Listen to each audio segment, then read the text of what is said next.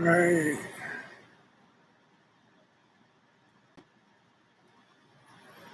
You want to read that one first? Or you sent me two of them. Yeah, I'm just kind of looking real quick. That we put it out there. Shalom, Israel. We had 0 people in. Everybody out at the parade and doing Sunday dinner, talking about the next pagan holiday they're going to keep. At the parade. Mm-hmm. Get y'all butt online. This is not a scheduled broadcast. Where is that at? Yep. Probably share it now. Put it in I don't have the link.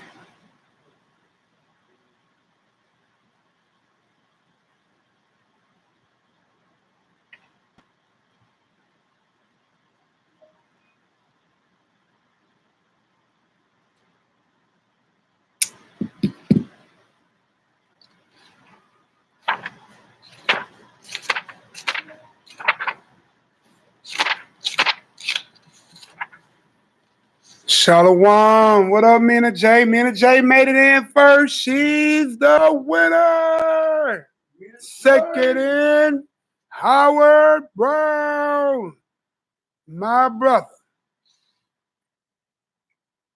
All right. And then Botcher, please don't get mad at me. The Israelite, then Paris, Dread, King, Carp, Shalom family.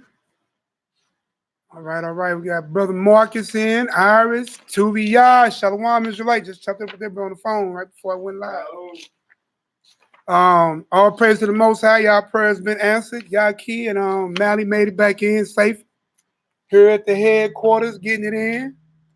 Them brothers are highly inspired. Kicked it with some elders. You know how I do. Hey, I wanted to go over this hot topic, man. And abortion is something, man. I wanted to get even a little bit more in depth with it and not draw it out. Yesterday we did about 5 hours. Didn't realize we ran that good. All praise to the Most High. Word got edified. Let me get a 7 if we could be heard. I'll start there. Get a 7. 7 if I could be heard. All right. Amount to 2 to 3 witnesses. Everything. Shalom, Deuteronomy 28. Judah Matt. Diana. What it do, she bro?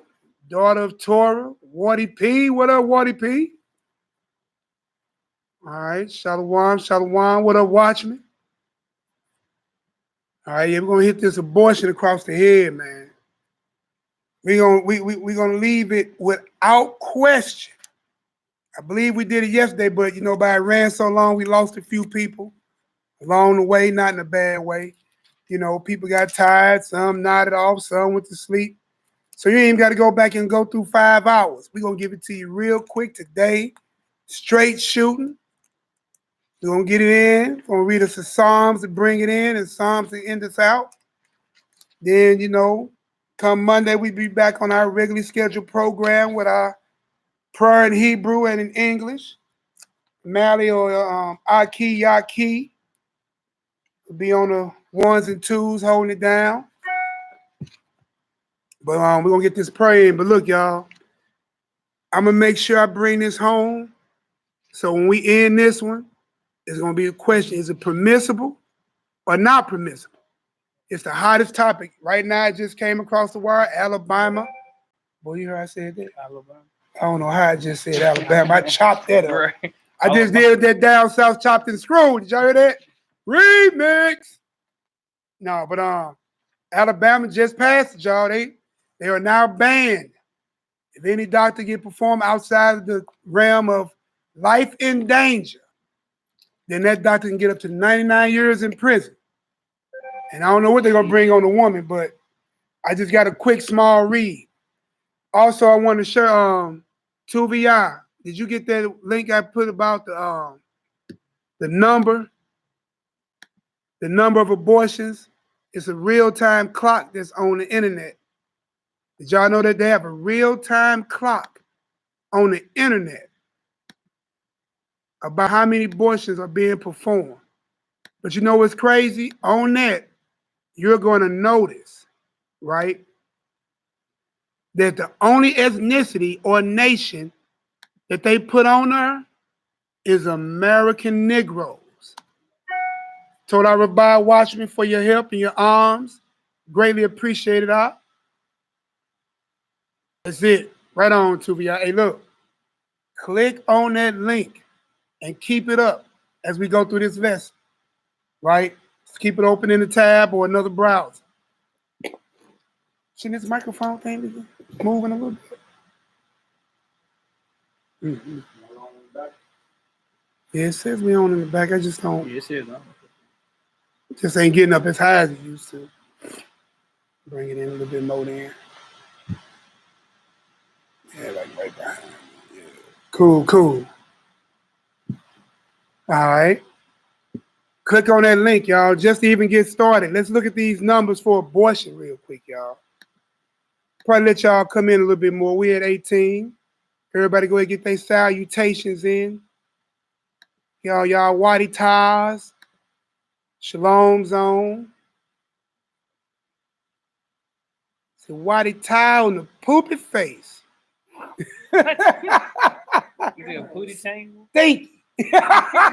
Pooty time. Well, you look old there, boy. You told your age a little bit there, boy. Yeah, just a little bit.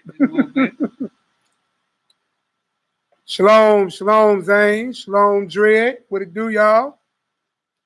All the family in. All right, we got Dub Life in the building. Get us about a quarter in or 30 in, and we'll go ahead and rock on out. If you're late getting in, click on that link. I'm going to post it again.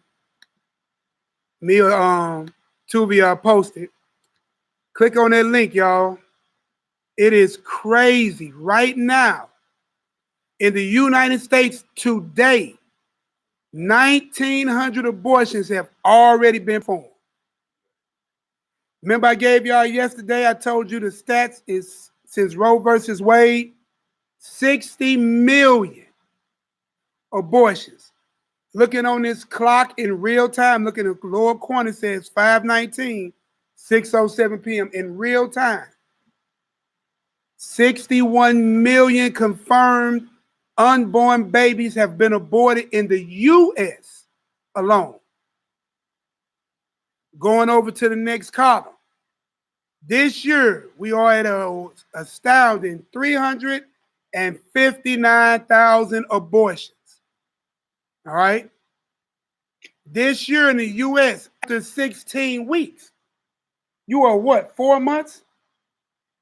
You're 4 months pregnant. So now you're killing a 4-month-old fetus. What's the definition for fetus? Because people, see, what y'all do, y'all like to call y'all unborn babies fetuses.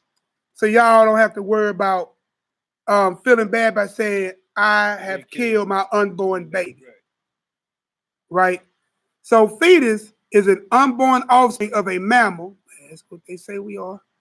In a particular unborn human body or human baby more than 8 weeks after conception. So this baby clearly is fetus by definition. What is the other definition? A developing human, usually 2 months after conception. Now let's see what embryo means. Because these are the terms that I notice that people use so they don't have to come with the conscious concept of you are killing a baby. All right? So embryo is an animal in the early stages. You know what? I should have been putting them definitions in. I'm just reading some stuff for just doing a little maintenance real quick, just some reading. You know, I told you my little thing is history and stats. So it's an animal of early ages that grows differentiation, wow, that are characterized by cleavage. What are we reading? Huh? It say cleavage, don't it? The laying down of fundamental tissues and formation of primitive organs and organ systems, especially the developing human individual from the time of implantation to the end of 8 weeks after conception. So first they call you a embryo, and then after 8 weeks, you become a fetus.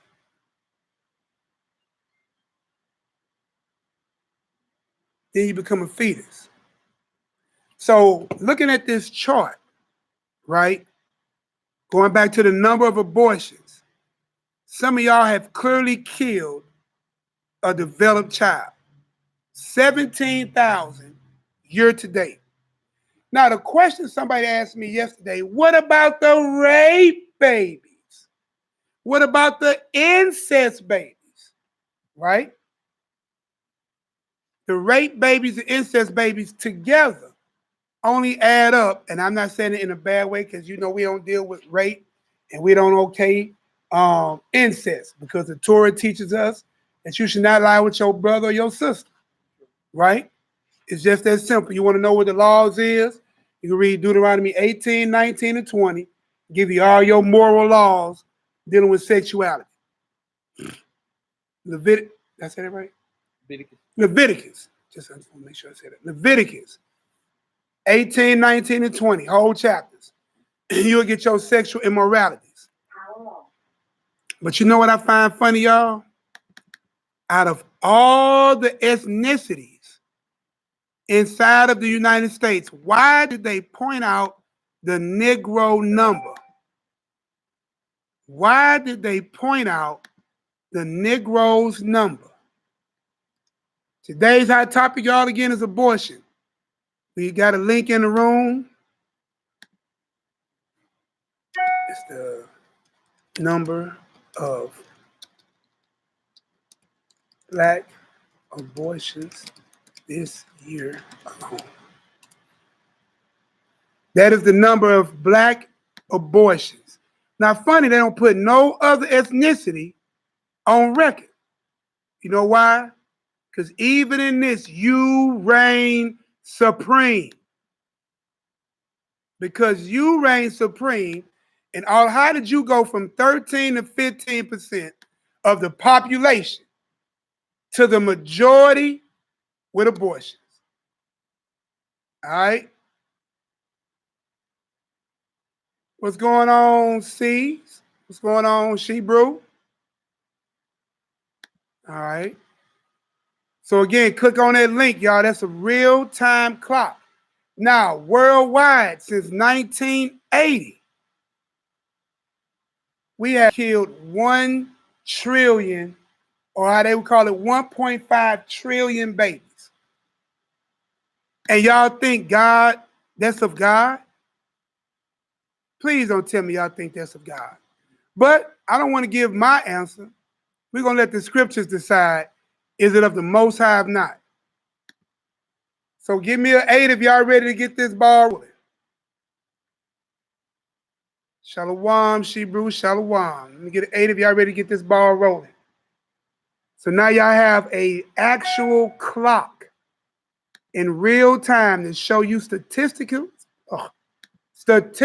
data about abortions in America. Frightening. It is frightening. 1 trillion babies murdered since 1980. Some of y'all was just being born. Some of y'all ain't even that old yet. You should be happy. It's already crazy because the thing about conception, right? When a man has an orgasm, right? He's shooting out thousands to 10,000 sperm cells. All those sperm cells are racing at the same time to reach 1 egg. If you are here right now, it's not by accident.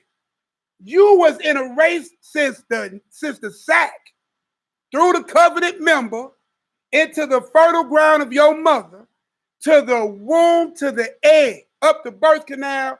You've been running this race of life since the beginning. And you made it. Then you come here, all praise to the Most High, and then you run your life the way you want to. Get back to Yahweh ASAP. Then you get her. And then now we're at a point where we killing unborn children by the trillion.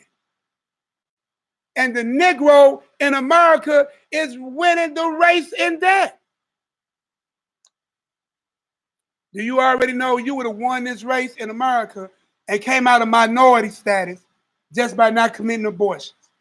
Because since the 2010 census, which every one of us who did participate, you already know that they are dying off, the European or the white nation or the Caucasian nation is dying off faster than they being born. You could be doing what the Mexicans are doing by having more numbers. You control more what? Community, you control more office, you can obtain more resource, right? And that way you can actually become the head. But again, prophecy-wise, that's not the thing. I'm just shooting that out there. For my so-called conscious minds, you could be beating this thing by numbers because numbers matter. Yeah. Why do you think Egypt got scared of you? Again, the Bible is frighteningly accurate. Egypt knew that you had grew too fast.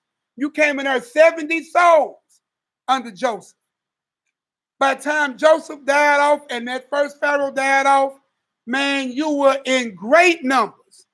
And the Pharaoh that took charge said, whoa, whoa, whoa, whoa, whoa, whoa. If these Israelites join to a neighboring enemy, we over with. If they rise up against us. So understand, you, by committing abortions, is playing right into the hand of genocide. You playing right into the hand of murder. And we're just going to see how the Bible plays this whole thing out. So I'm doing this class today. It was on my spirit. I called my brother. He answered the call. My other two brothers, all praise to the Most High, Mally and Yaki, have made it back safely off the road. You know what I'm saying? And prayers still out for our other brothers out there in Memphis and Mississippi, attending that award show. And all our other brothers and sisters out in the diaspora, prayers to them. Let's go ahead. We're going to get this prayer in real quick first. We're going to read Psalms 23. Bring it on in. Do me a favor, Tubi, y'all hit that Psalms 23 in the room that people know we pray. We pray according to the Bible, right? We're not praying toward no rock, no land, no wailing wall. We are not Jewish, as my brothers always say. Oh, all praises, huh? All praises. Yeah, so we offering up prayers, man. Getting it in for our people. Psalms 23 with the Most High's permission. Psalms 23. The Lord is my shepherd, I shall not want. He making me lie down in the green pastures. He leadeth me beside the still waters. He restored my soul. He leadeth me in the paths of righteousness for his name's sake. Yeah, though I walk through the valley of the shadow of death, I will fear no evil, for thou art with me. Thy rod and thy staff, they comfort me. Thou preparest a table before me in the presence of my enemies. Thou anointest my head with oil. My cup runneth over. Surely goodness and mercy shall follow me all the days of my life. I will dwell in the house of the Lord forever. Hallelujah! Selah! Yahoo! Right. And I will dwell in the house of Elohim forever. At least that's what I'm striving for. That's my goal. All right, all right, all right, all right.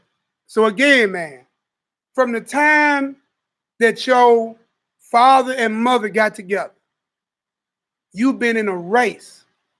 You and about 1,000 to 10,000 other sperm cells run into one egg. Then you make it. Then you come and you make it. But then all of a sudden, somewhere in your life, you decide to deny that same love that was given you to be manifested. Because you claim you are people of the Bible. And you always scream this, that I can do all things through Christ that strengthened me, except for take care of this baby. Right. Except for that part. That part. That part you can't have. I can do all things through Christ that strengthens me, except for put another food and a mouth at the table. So God can grant life, created life, and then you in your mortal mind think you can take that which God created and ordained and commanded. But let's just see how this all play out. And then it's like, man, you could be killing prophets. Man, you don't know who you putting to death. You could be putting to death the next, now, I don't want to glorify no person. Put it like this. Whatever that child was purposed to be, you denied that purpose. And I do know what purpose. Matter of fact, now I'm thinking about it. Let's get that Ecclesiastes 12 and 13. Look, that child was purposed to worship the Most High. And you denied that purpose. You took worship away from the Elohim who created it. It's a cold game now. It's a cold game. In worldwide, we are 1 trillion down. In the black community, we are 18,000 babies down since 73. 18 million. 18 million. Man, thank you. So listen, check this out. Reason why I'm going to read you why. Because what you see is the leading cause of death for African Americans. The average will always say cancer, heart, gang violence, right? But guess what? Tragically, it says that the correct answer is abortion. More African Americans have died by abortion they have died by AIDS, accidents, violent crimes, cancer, and heart disease combined. Combined. Not individually, one-on-one, combined. 18 million. Oh my God. You hear what Mally just said? Mally just made a real point. With that number at 18 million, you done killed 144,000 easy. Virgins that's never been defiled, and ain't never had the name of a pagan god in their mouth. You killed 140. Boy, I'm finna do the numbers. You doing the numbers. Boy, Hebrews do. Hey, boy, same spirit. You just killed 144,000 of your own. Boy, that's 125 times, right? If you do the number, and you sitting there telling me that you think abortion is of the Most High? So that's 144,125 times. You done killed so you done killed 144,000. A whopping 125 times over. That's crazy, right? Boy, that's a cold game. That's a cold game, Israel. Listen, I know we all are guilty of sins worthy of death, right? We are still here. Grace did suffice, but we're still going to answer for it, right? Now we come to Christ, those things are forgiven. Everything else is getting counted. If you in your righteous mind, you claim to be a follower of this book, a child of Elohim, we got to correct it. I ain't sitting there trying to make you do nothing. The only thing I'm trying to do is give you the truth, because the truth shall do what? Set you free. John 8 and 32. I'm just trying to get you to see the truth, right? I can't make you do nothing. I ain't in your bedroom, and half of y'all are killing these kids based off your sexual sin. Your sexual sin getting caught, manifested. But we're going to read some scripts that didn't come out yesterday that's going to blow your mind. All right? So let's go into the first, because first they say rape. Do me a favor, 2VR. Go back to that numbers of abortion real-time clock and copy and paste the number of rape and incest babies into the room. Can you do that for me? It's like 3,000 of them. 3.4 thousand. No, I don't even think they do the 0.4 when it comes to that level. Nah. It's 3,000 plus. 3,400. 3,400. But we're going to go into the law of abortion. I mean, my fault. The law of rape. So we're going to start at Deuteronomy, right? Chapter 22. We're going to start at 23. Few verses. Because that's where it runs to. And in actuality, that number is really, really low. Really low. Not saying it don't have its place, and it don't mean that we don't condone rape. But women are trying to use that as the template for the reasoning I can have an abortion. If we can't find it in the law, you see what I'm saying? And if we read all these rest of these testimonies and it comes out, then it is what it is. The Bible means what it means and it says what it says. All right, so let's get it. Where we at? 23, starting at verse 23. 22. 22, verse 23. What he said. Let's get it. Deuteronomy chapter 22, verse 23. If a damsel that is a virgin be betrothed unto a husband, and a man find her in the city and lie with her, then ye shall bring them both out of the gate of that city, and ye shall stone them with stones that they may die. The damsel because she cried not, being in the city, and the man because he have humbled his neighbor's wife, so that thou put away evil from among you. See what's going on? Did y'all get that? So what happened is you got a man, right? And if a damsel is a virgin and betrothed, right? Understand, being betrothed carries the same law guidelines as actual marriage. See what I'm saying? And the judgment for that is what? Death of the man and the woman. So if she's betrothed and a virgin, right? And she's in the city and the man humble her, she didn't cry out. Right. It's probably most likely safe to say it's consensual. Right. Yeah. Right? Because he stated that she didn't cry out. She didn't cry out, right? So from what I see, it's consensual. Didn't cry out. She was a virgin. Betrothed is the key thing. That means she was promised, or in Hebrew culture, basically already married. So even if you had an arranged marriage with your children, say like I arranged one of my children to say one of Uriel's children, they can't have that sex. His daughter or my daughter can't have no sex until she come to her husband. Anything before that was cause of the person who she did it with and her to be put to death. Just what it is. Like it, accept it or reject it. It is what it is. Is it ink on paper? Do you believe it is the law of your Elohim? Take it up with him. I'm just a message.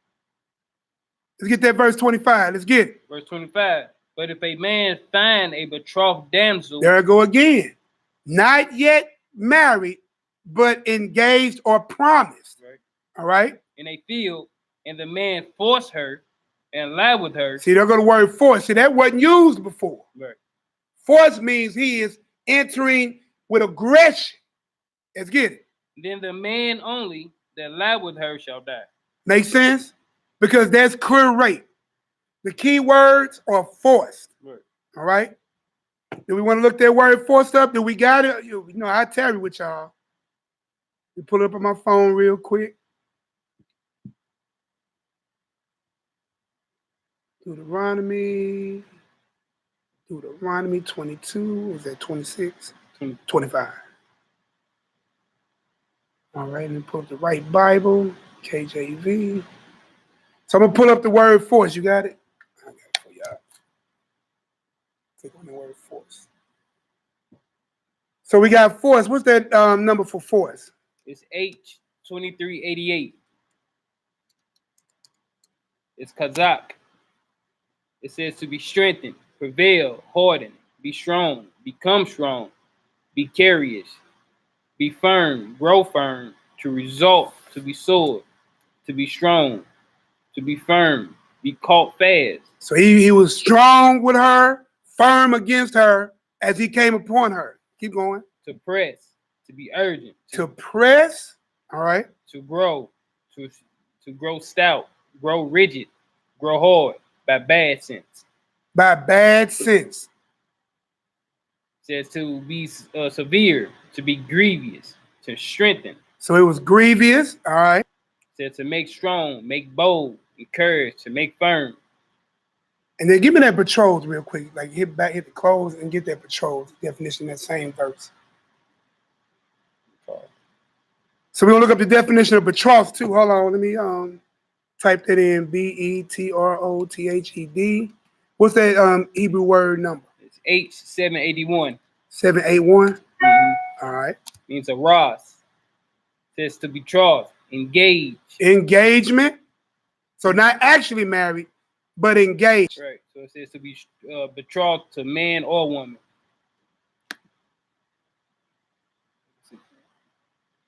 You got it? Yeah, All right, that's it.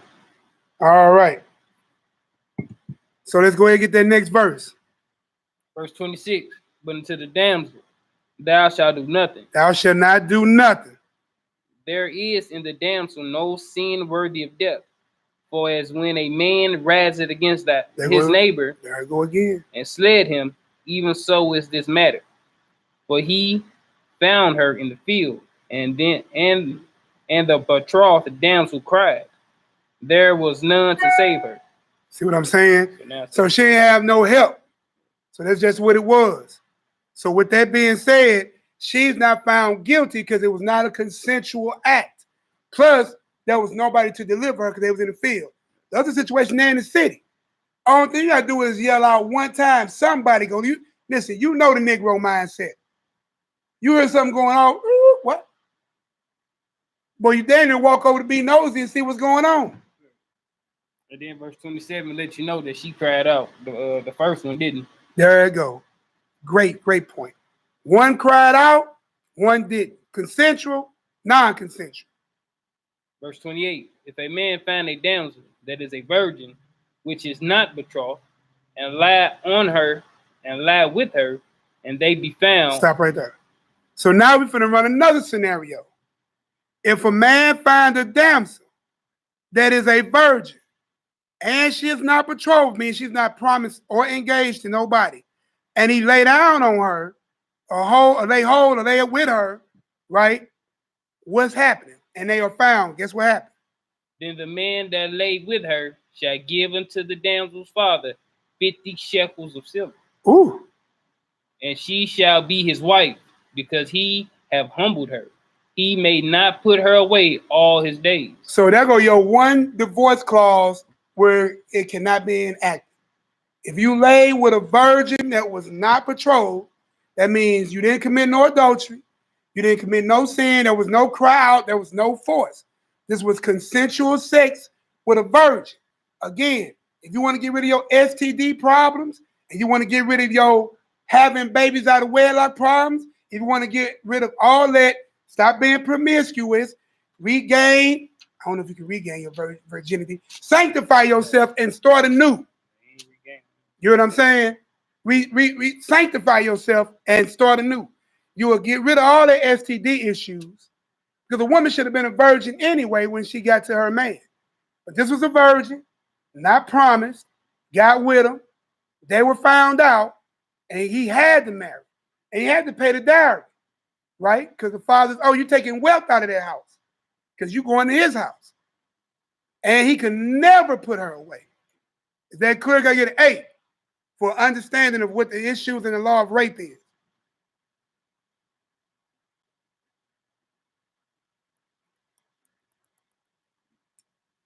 All praises. So we do have an understanding of the law of rape.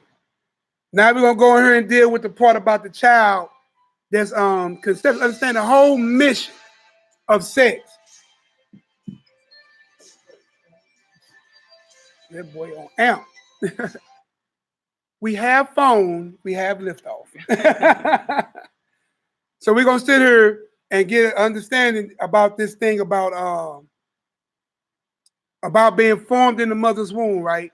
Because some people act like the God of Abraham, Isaac, and Jacob, he can sit here and foresee everything down the line before the angels, before the winds, before the firmament, before he even opened his voice, and before the creation of Christ, being the first of his creation. He already considered everything and it's played out. Somehow we come to this place to say, what about the rape baby or the incest baby? I'm going to even add one. What about the baby made out of adultery, which we just read? Because that's a baby made out of adultery. Now, looking at this situation, I'm going to give you a heads up. If she was found to be pregnant, she wouldn't have had the baby anyway because they was both put to death, right? But let's say right now you're running under grace while I love the Bible. It's an answer in there. We're going to see. We're going to revisit it.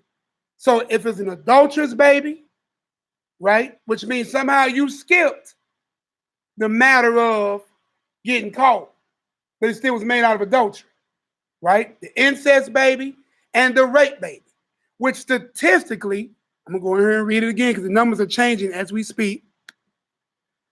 The U.S. year-to-date rape and incest baby is only 3,400. The gestation period is 5 times higher. Babies that were aborted after 16 weeks is at 17,000. So it's 5 times more babies being killed that are clearly babies. They after 4 months. You halfway through this race almost. Then in the U.S. as a whole, you had 359,000. So at 3,000, you got a number on that? Run the numbers on that real quick. So at 359,000, are you finna run it? Just do 359,000, you know, and just divide it by 3,400. 105. 105. You see what I'm saying? You have to up your game with rape and incest by 105 times to catch up with the U.S. You hear me?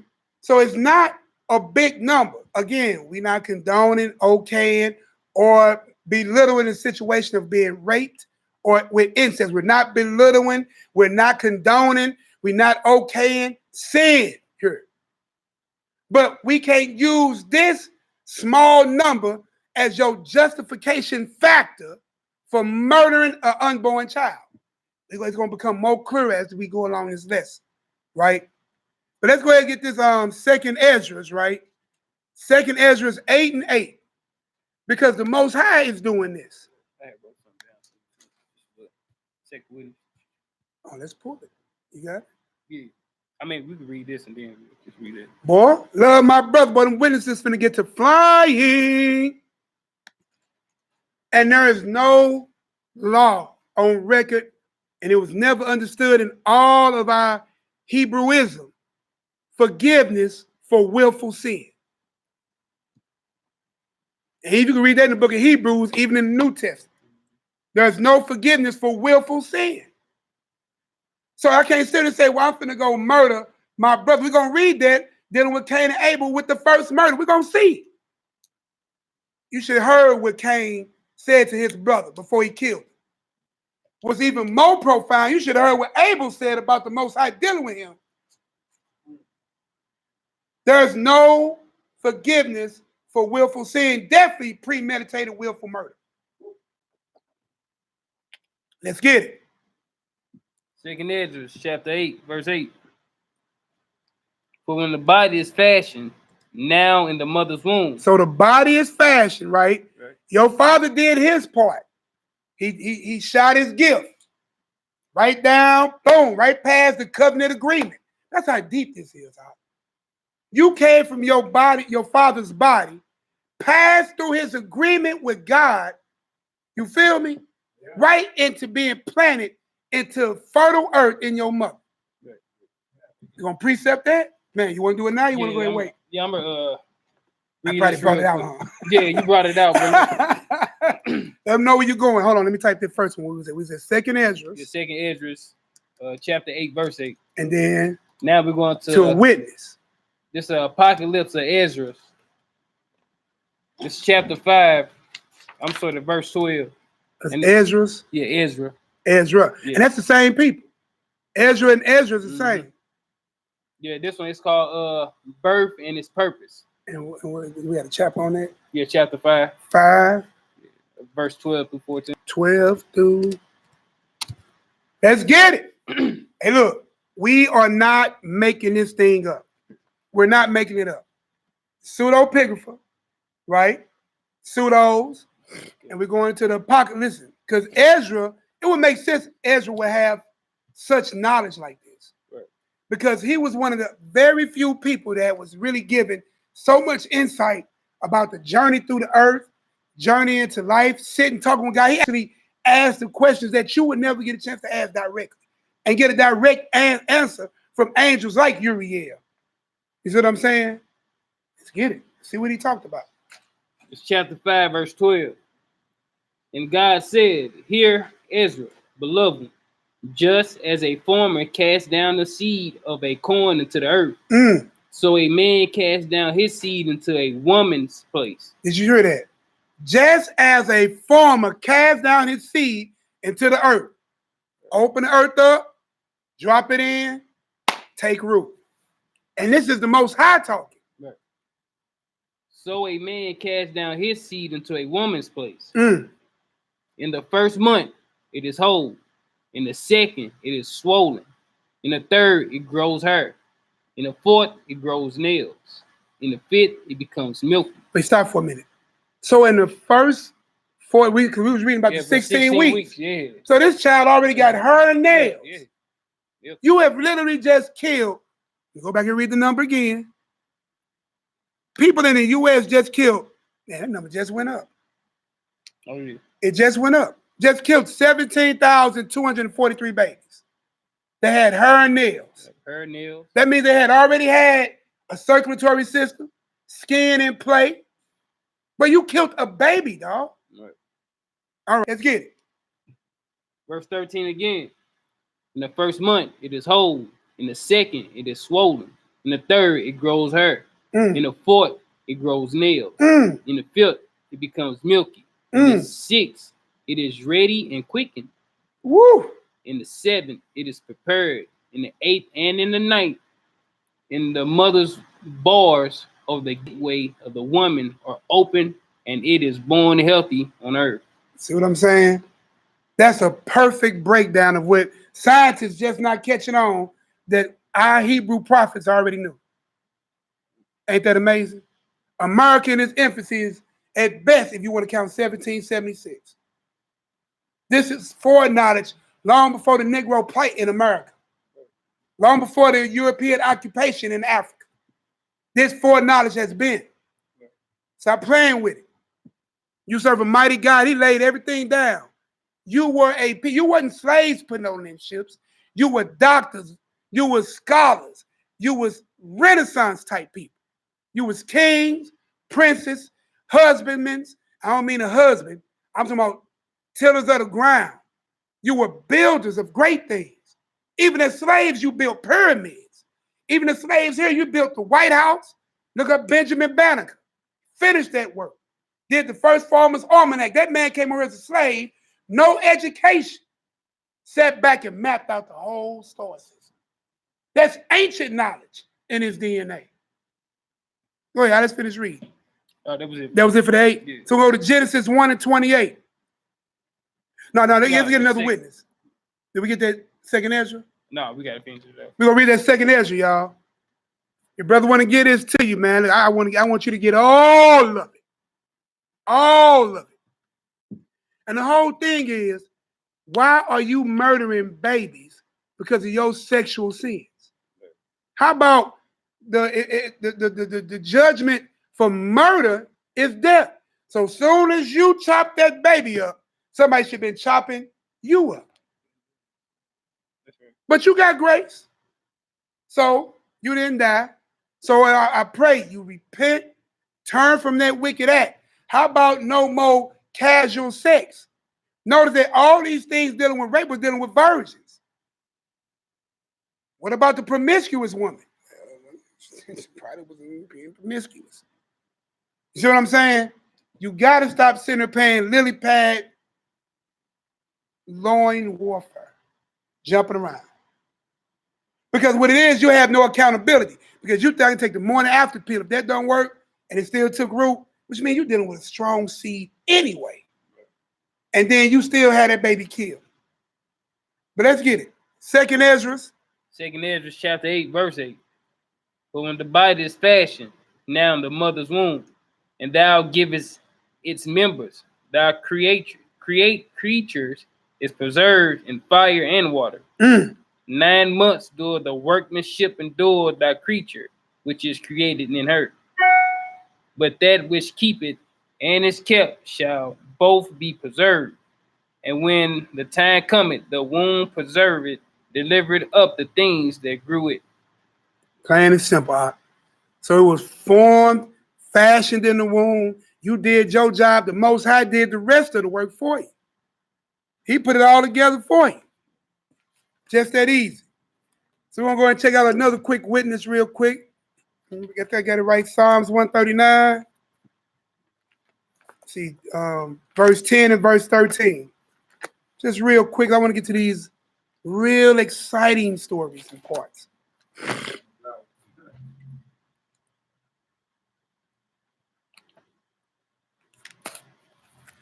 going back to my Bible app. I'm not the quick Bible flipper. What is it, Psalm 139? Yeah, Psalms 139. 10 and 13. Let me know when you're ready. I'm even slow here, ain't I, man? Bingo. Bingo. Eyes ready. Psalms 139, verse 10. Even there shall thy hand lead me, and thy right hand shall hold me. 113? Yeah. 10 through 13. Right. Okay. Verse 11. If I say, surely the darkness shall cover me, even the night shall be light about me.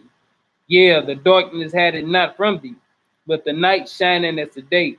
The darkness and the light are both alike to thee. But thou hast possessed my reins. Thou hast covered me in my mother's womb. So I just wanted y'all to see that the Most High is even active in your mother's womb. He's acknowledged with your conception. He's acknowledged with the thing that is growing within. And as you see, you are even being covered in his womb. So no one gets pregnant by accident, and it did not skip his mind, or it was not seen by him. It was definitely seen of him. God knew everything, even the rape baby, even the adulterous conceived baby, right? And even the baby of incest, which numbers are low, you know what I'm saying? And people try to use to substantiate the reason for what? The murder, right? So where we going next? We're at that Genesis 1:28. We'll get to the law. Because this was the law given from the beginning. You got a precept? No, I'm just going to hit this Jeremiah chapter 1, verse 5. So just, we know Jeremiah was a prophet. So this goes to show a lot of people who end up, having abortions, they could be killing prophets, teachers. So this Jeremiah chapter 1, verse 5. It says, before I formed thee in the belly, I knew thee. There I go. And before thou comest forth out of the womb, I sanctified thee. Woo. And I ordained thee a prophet unto the nations. I'll go show you that a lot of us, well, not us, but a lot of people who done killed all these babies, man, they done probably killed some prophets. Woo. Man. And Christ said, ye are the people that killed the who? The prophets. So you sit here destroying these unborn children. And listen, what would make more sense to you? Because Satan is at war. What is that? Revelations 12 and 17? So they keep 12 and 7. Now they already know where I'm going. Because Satan is at war with Israel, with all mankind all together. 12 and 17. read it. Yeah, Revelations 12. Revelation chapter 12, verse 17. And the dragon was wroth with the woman. So the dragon or the Satan or the enemy, right, was at war. Do it say the word war? Was wroth with the woman. Was wroth with the woman. And went to make war with the remnant of her seed, which keep the commandments of Yah and have the testimony of Yahushua Christ. See, right there. Look, if Satan is having a plan of attack for the seed of the woman, of the one who bears those who come forth to keep the commandments of God and the faith of Christ, would God tell you it's okay to keep an abortion? Or is that more of a Satan mindset? Because you have to forward his plan. Right. His plan is at war with the seed of the children of those who keep the commandments and the faith of Christ. So if that's war, I don't believe Satan and God are working together. Well, it's okay. You go ahead and kill your baby. I love you. Oh, yeah, and the enemy who comes to devour you wants to kill the baby too. So he loves you. It got to start kicking in at some time. All right? All right, so that was another witness. So we went to Genesis 1. Listen, your whole purpose was to pop. Your whole purpose was to have children. You were supposed to subdue this planet and fill it and replenish it. Not sit here and just have total pleasure without no babies. If he didn't want you to have no babies, he would have made your womb unfruitful. Or your seed unfertile. How about that? I think of that word. Let's get it. Genesis 1:28. Genesis chapter 1, verse 28. And God blessed them, and God said unto them, be fruitful and multiply and replenish the earth. Was that a suggestion or a command? It's a command. Okay. Be fruitful and multiply and replenish the earth. Be fruitful, multiply, and replenish the earth. Every tree that's out here, they don't give the other tree birth control. The other tree that's out here don't tell the other tree we ain't supposed to be having no fruit off our limbs. Everything in creation knows it's supposed to reproduce. Everything in the planet knows that. That solidarity of your species, your nation. It's the way you pass information from generation to generation. The basic function of a cell is this. It's born. It reproduces, it passes information, and it dies.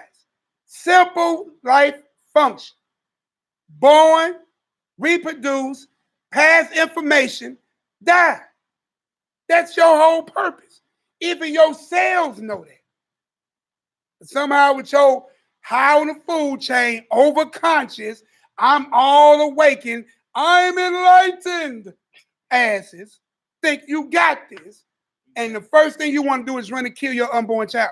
Hey, a man who would kill his baby, y'all get mad at a man who kills a child that's born on this side of the womb. How should you feel about a man that kills a child or a woman on that side of the womb? Nowadays, you can get mad when you kill a dog. Hell, you killing a dog get you time. But you'll pay somebody to take your child. Right. Then it's the killer part. They'll take your child, dismembered parts, and then sell it for stem cell research. Then also they can take that and learn how better ways to kill you. Because that child that's unborn is not tainted by food. It's not tainted by GMOs. It ain't even tainted by the air you breathe.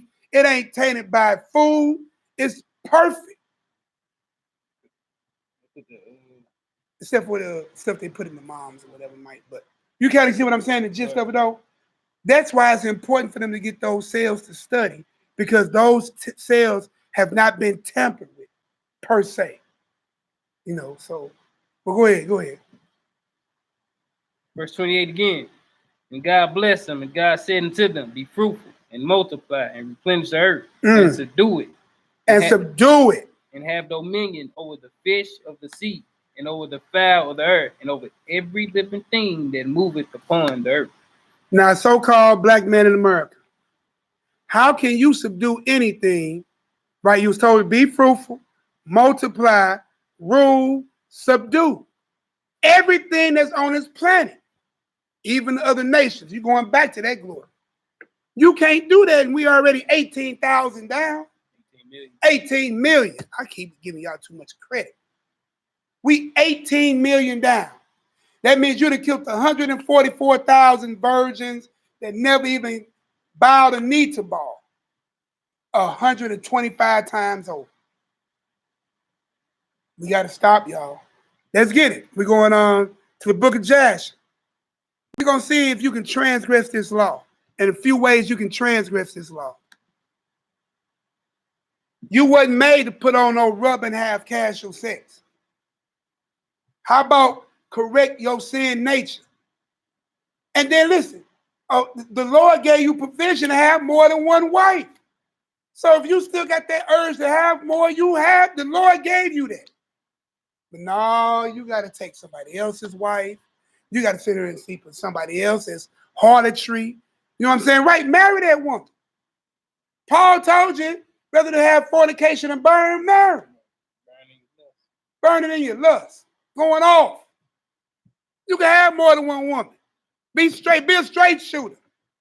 Because the first thing a woman tell you, if she catch you cheating, which the Bible don't say a man can cheat, it's a whole nother story.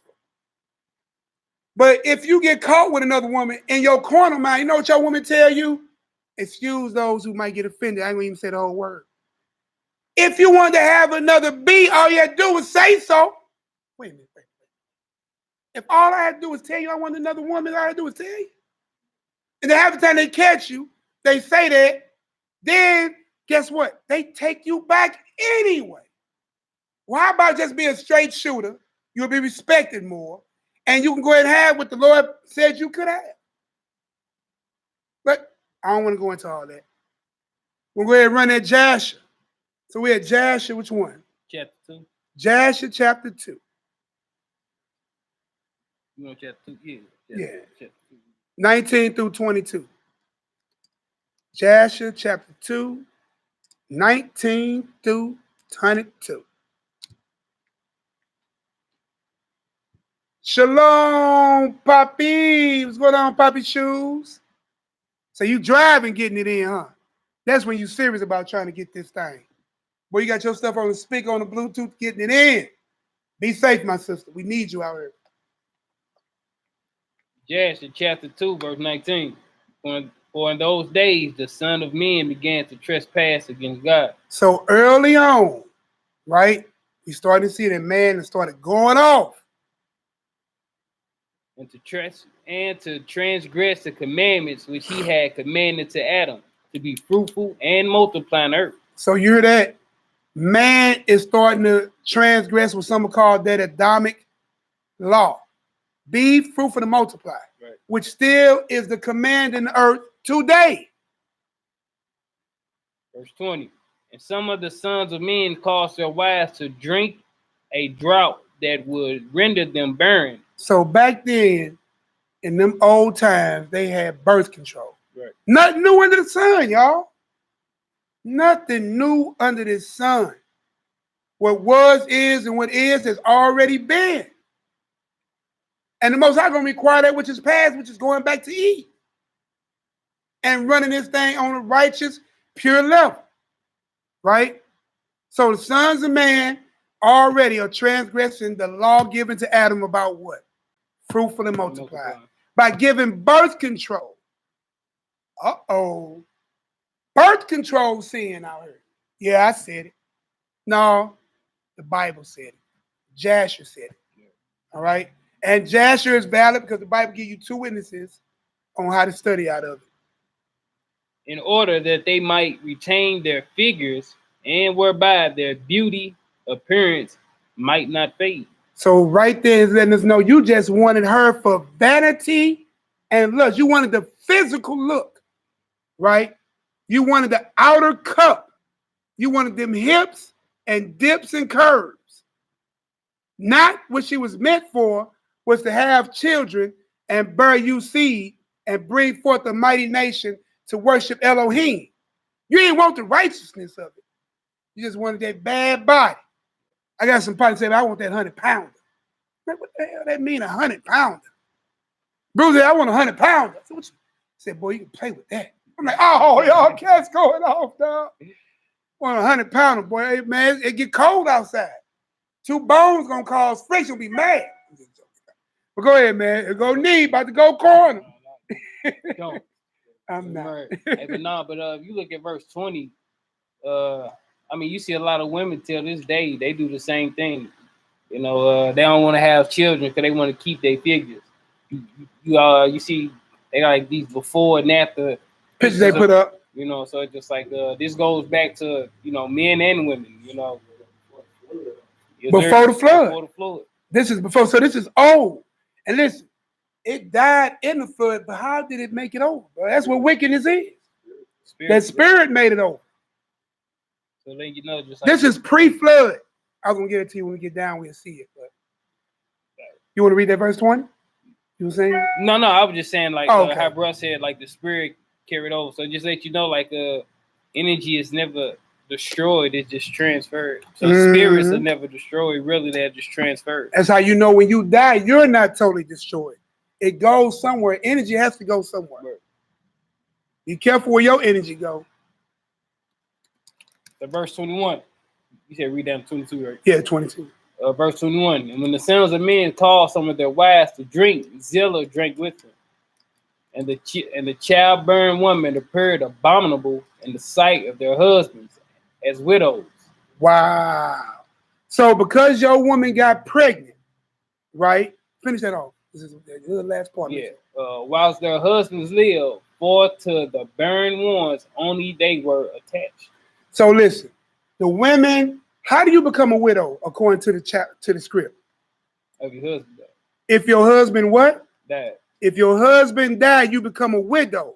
Notice that this said that those women that became pregnant were made to be as widows, right now, even while the husband was alive. Means they took their covering off of them.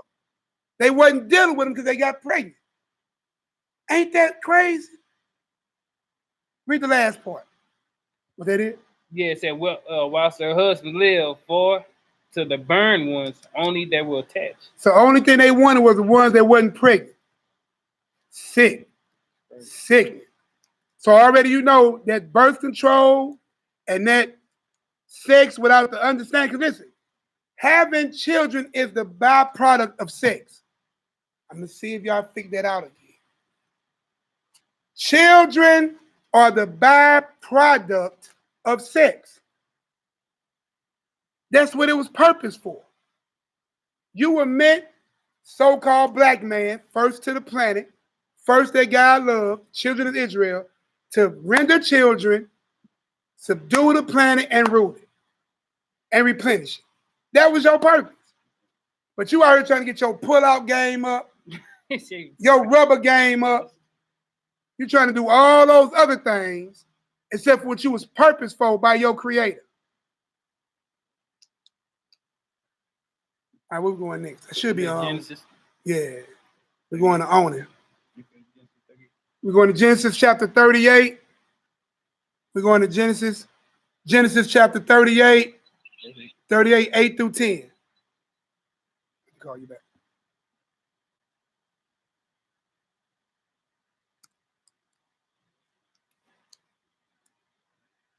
Y'all had to hang up on my wife. Love you, baby. No, she don't like this. Love you, boo. I'm gonna pay for that one later. All right, y'all. Let's go to Genesis chapter 38, verse 8. Genesis. Let me know when everybody. Hey, let me get a 7 if y'all are. Let me get a 7 if y'all at Genesis 38 and 8 through 10.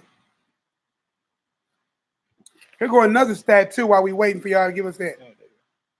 African Americans comprise 13 to 15% of the population.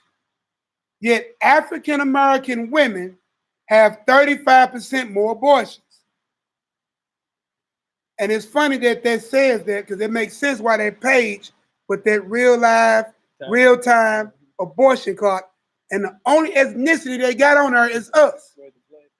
Because you drop more babies than anybody. But you're the minority. Hey, Poppy, when you go back through this, there's a link to VI. Put that link in there. I sent you in the text again. So people who just come in can kind of see about that abortion real-time live clock. Already, since 1980, 1 trillion babies, 1.5 trillion babies dead worldwide. 61 million in America, right? How many babies you think died in all the wars in America? I'm going to tell you, only 2.9. You'd have killed 58 million more children. You'd have killed 58 million more children than any man or woman that died in all the wars in this country. Amazing, staggering, and sad to hear that type of number. 61 million children dead. 1.5 trillion worldwide dead.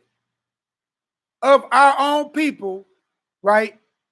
Just this year alone, 18 million.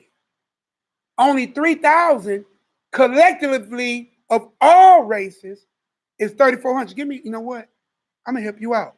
3,400, right? 3,400 multiplied by 35%, right? We just heard that. Only 1,100 of those was rape babies in the black community. And how I got to that number, I took the 3,400 of rape or incest babies. Took 3,400, I multiplied that by 0.35 or 35%, and only 1,190, 1190 of that is from black people. So stop using I was raped and incest when you only have 1,000 out of 18 million. You got, do the number.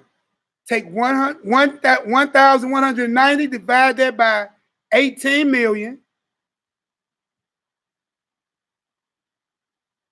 Man, that percentage, I'm going to show you. You don't even rank 1%. Let's do the numbers. 11,090, right? Put a divide sign. You know what? I use the slash. Divided by 18, comma, 1, 2, 3, comma, 1, 2, 3, equals, how many zeros you see? 0.1, 2, 3, 4. And because the 6 is behind the 6, I'm around up to 7.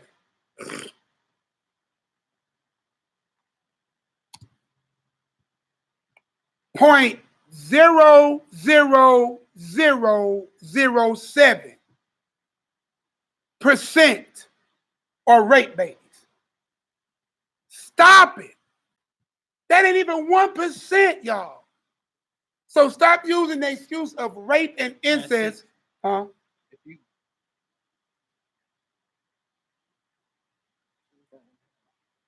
Depends on which number you use first. I got 6. Oh, you got an error. Oh yeah, error. It's an error. Your phone can't handle it. Yeah, okay. My brother got to upgrade his phone. He just found out.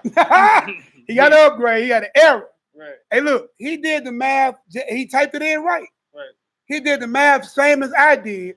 Because actually what he's saying is 6.6. He carried it over. Carried it over for you. Right, because that's not a negative. Man, bro, that's crazy, y'all. It's all right. So we're going to go ahead and get back in this script. We're at Genesis 38:8. And we already had 7 to say we was all there. Man, now when you think about like our people, right? So just Israel in general. Like we always talk about like the black on black crime. You know, like we need to stop all this killing Somebody finna bring something out. We need to stop killing each other, this and the third. But it's like, man, we never talk about us killing our people as fetuses and abortion. Like, we don't talk about that crime. We don't tell our people to stop that, but we tell them. So, I mean, both of them is black on black crime if you look at it. Did you hear what my brother saying? We talk about black on black crime first. Every nation on the planet have nation on nation crime. Most definitely. But I'm dealing with us. Right, most definitely. The children of Israel, conscious or unconscious, scattered via transatlantic slave trade in the diaspora. Because we got to clean house first before we deal with the rest of the world. Right? Black on black crime. I said this last night, actually. The most dangerous place on the planet for a black person is in the womb of their mother. Facts. Facts. With 18 million dead, somebody do right now. How many African-American black crimes this year? Somebody do it for me. Somebody run and grab that for me right now. Please, and post it in the room. Because we had 18 million abortions already, and this is just the month of May. We only 5 months in, and we had 18 million gone. If we had 18 million on the bricks, we wouldn't be the minority no more. And won't nobody run up on you with numbers like that. This year, 18 million dead. This is why you see I feel the way I feel. 18 million dead this year. What is the black on black crime in the U.S.? The number right now. Okay, Google. The number of black on black crime in the United States today. These came back from a search. I'm trying to wait for y'all to do it. I can't. Y'all ain't popping up fast enough for your brother. And these stats are old. These dates are 2015, 2016. Now I got something from Channel 4 News. We'll click on it.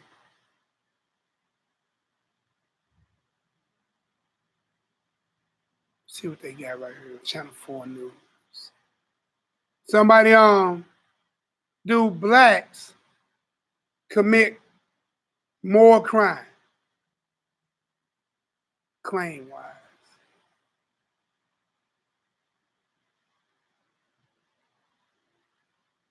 So they go ahead and point out the fact that blacks make up 12 to 13%. We know that.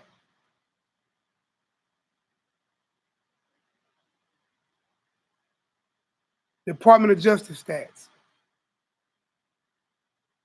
All homicides from 1980, right? From 1980 to 2008. Whites committed, that was 50%. Victims, all right, so 50% victims were white. 47% victims were black, 2.3 is others. Now the offenders, they saying that 45% whites did it. They saying 52% of blacks did it, and 2.2 of the others did it. Now they ain't give me nothing more than that. So, oh wait a minute, all right. In 2013, the FBI has black criminals carrying out 38% of murders compared to 31% for whites. The offenders rates unknown in 29% of these cases. 2011 to 2013, 38.5% of people arrested for murder, manslaughter, rape, robbery, aggravated assault were black. They were black. So we still ain't got a solid number though. But at the end of the day, you had 18 million dead black babies today. Staggering. Staggering. Should be making you grunt in your stomach area. You should have a headache behind hearing a number like that. Boy, you ain't lying. Look, that Marvin Carr said that's the Quabar Cemetery. You hear me? The most dangerous place. All right, hold on, Tuvi, I'll put something. Among roughly 6,000 cases in which race of the victim and the offender were known, the number of blacks killed by blacks rose 2,380 last year, and increasing about 8% from 2014. So if you had 8%, right, 8, and it's 2000, what, 19.5, 8 times 4, add 40%. You still, hold on, let's do that. I'm just curious. What was it, 2,300? Yeah, 2,380 times 40%. Plus 2,300. Yeah, plus 2,300. That's only 3,220 black on black crimes. Look, so I'm telling you how I came to this number. I took 8% as the scale standard and took 5 years, right? So that's 40. I multiplied 2380 by that 40, right? That's an extra 920 murders, right? So now that's what? And then you add that to the 2300. Yep, which is 3,220 black on black more crimes, right? Since 2014 through 2019, which numbers don't reign nowhere near what you killing in the womb of a woman. It's genocide, y'all. And remember what Mally had brought out, we did the math, you done killed with that many, you done killed the 144,000 who've never had a pagan god or name in their mouth and never have been defiled. Israelites. You done killed the 144,000 125 times over and counting. Let's get it. We had Genesis 38:8. Genesis chapter 38, verse 8. And we still doing good on time. I'm still under the 2 hours. That's all good, bro. Let's get it. Genesis chapter 38, verse 8. And Judah said unto Onan, go into thy brother's wife. So you understand that there's a law in the Israelite Torah, right? If your brother, right, if this was my brother and he passed away and he didn't produce no children with his wife as his brother, I'm talking about for real brother. I mean, we're not just giving you the scenario. My job to carry his name and his line on, I have to go into his wife and produce seed in his name, not mine. His name for him. But go ahead. But so Judah understood this law. This is pre-written Torah, right? So he understood it. So the law is in the earth. That's another story. So he telling his son how to perform this act. Go ahead. Go into thy brother's wife and marry her. And do what? And marry her. Wasn't no wedding ceremony. And marry her. It wasn't. It's a whole nother story. I've been bringing up stuff that I'm going to try to bust heads with later. Okay. Oh, for record. Whenever you hear me saying that's something for later, that's something I'm probably going to bring as a hot topic later on. Right? So always pay attention. I'm saying it's something later. So it wasn't no say, even with Hagar, going to my handmaid, right? And bring forth me a child. He went in and that became his wife. Right? I ain't seen no wedding ceremonies and all that. It's another story. Anyway, go ahead. And raise up seed to thy brother. So he was supposed to raise up seed. Right. So he was supposed to go on earth for the purpose of what? What God told Adam. Right. Fruitful, multiply. Same thing we read in 2nd Ezra. Right? Same thing we read in the Apocalypse of Ezra. Right? He's supposed to open up the ground like the earth and drop the seed in. Right. Flat out. Just recap. Let's get it. Verse 9. And Onan knew that the seed should not be his. See, he knew it. So it's common knowledge. Right. It's going to be for my brother. Go ahead. And it came to pass when he went into his brother's wife. So he was going in there getting the quabah. He was enjoying himself. That he spilled it on the ground. What y'all think that means? He spilled it on the ground? Don't answer. That's rhetorical. Don't answer. Here he go being cordial. Nehemiah going off. Hot topics. Hey, boy, hey, look. Today, boy, the so-called Negro want to pull out and put his seed everywhere. Right. Except in the earth. Except in the woman. They got songs out here. I ain't want to give you the titles. But children coming from you were not meant for food. That's all I'm going to say about that. I'll let the rest of y'all figure that out. Go ahead, Out. That's that he should give seed to his brother. Right? And the thing which he did displeased the Lord. It did what to the Lord? Displeased the Lord. So he didn't complete the act of being fruitful and multiply. Right. So he transgressed like those who did before the flood. Right? Enjoying the quabah without producing seed. That's the whole purpose.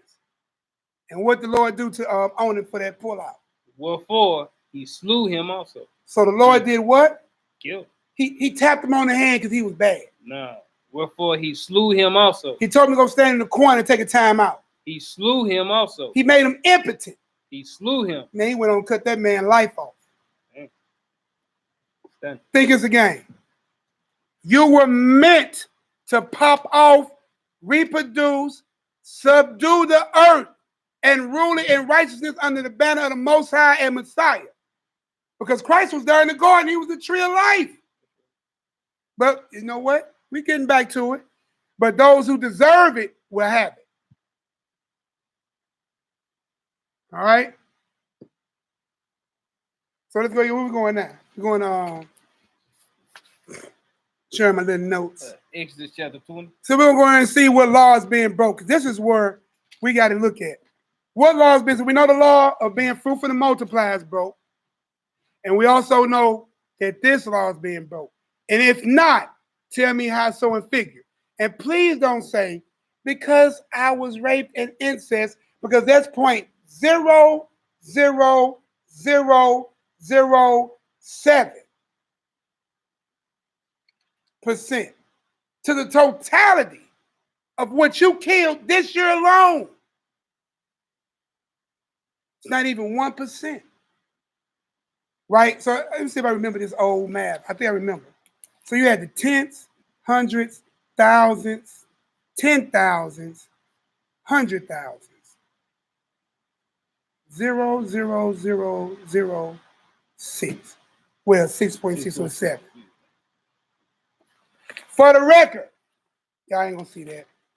So y'all rape and incest excuse is only 0.700,000 with a T on it percentage of what you already killed today with 18 million on deck. 7.700,000. I think I'm saying it. I'll type it. 0.700,000 with the TH. Bingo. All my fault. Percent. Just that easy. That cannot be the reason why you could justify murder when you don't even come up with 1% of what you killed this year. But maybe you still do. Let the scriptures finish rolling out, and we'll level the charge at the end with a question. All right? Where we at? Exodus chapter 2. We're going to see what laws being broken. Exodus chapter 20, verse 13. Thou shalt not kill. See how quick that was? That's it. When he read that so quick, boy, caught me off guard. I'm looking at my phone. He looking at me like, I'm done. Right, that's it. Hey, brother, boy, had one of them up. I'm through. I'm through. Thou shalt not kill, except rape babies, except adultery babies, except incest babies. There is no sub-clause of the Most High did not make sub-clauses for exceptions to murder.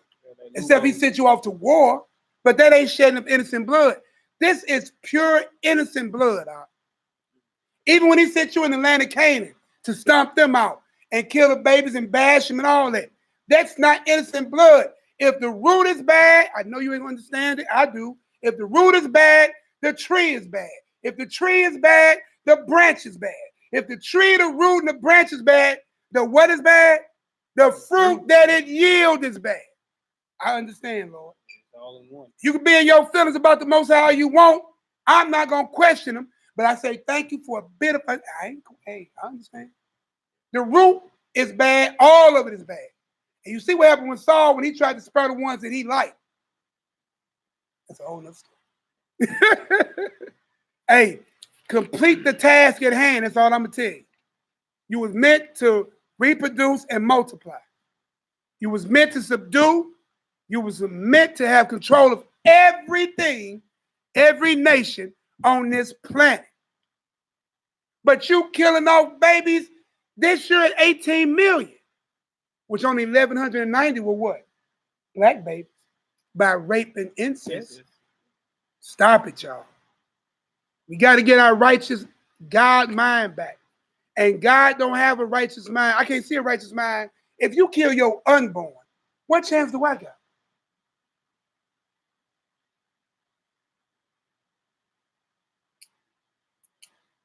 That's how it should sound. That's how it should sound. Let's get it. We finished that 38? Yeah, that was it. 8 through 10. And we got Genesis. So we're gonna go back to Genesis 9, 6 through 7. So we see what the punishment of that is. There's a judgment for murder. So as soon as you pulled in that kill, somebody else should have been getting killed. I'm just saying. And then half of y'all, you know what? Another thing, it don't take no one person to make no baby, right? It don't take no one person to make no baby. How about, did you get the man's permission to kill his child? Because only 1,100 of those were incest and rape baby. So 18 million and whatever the rest of those other numbers were some sort of consensual sex. Did you get that man permission to kill his child? And you think that, right? Look, so he was good enough to take the rod in. He was good enough to get that off.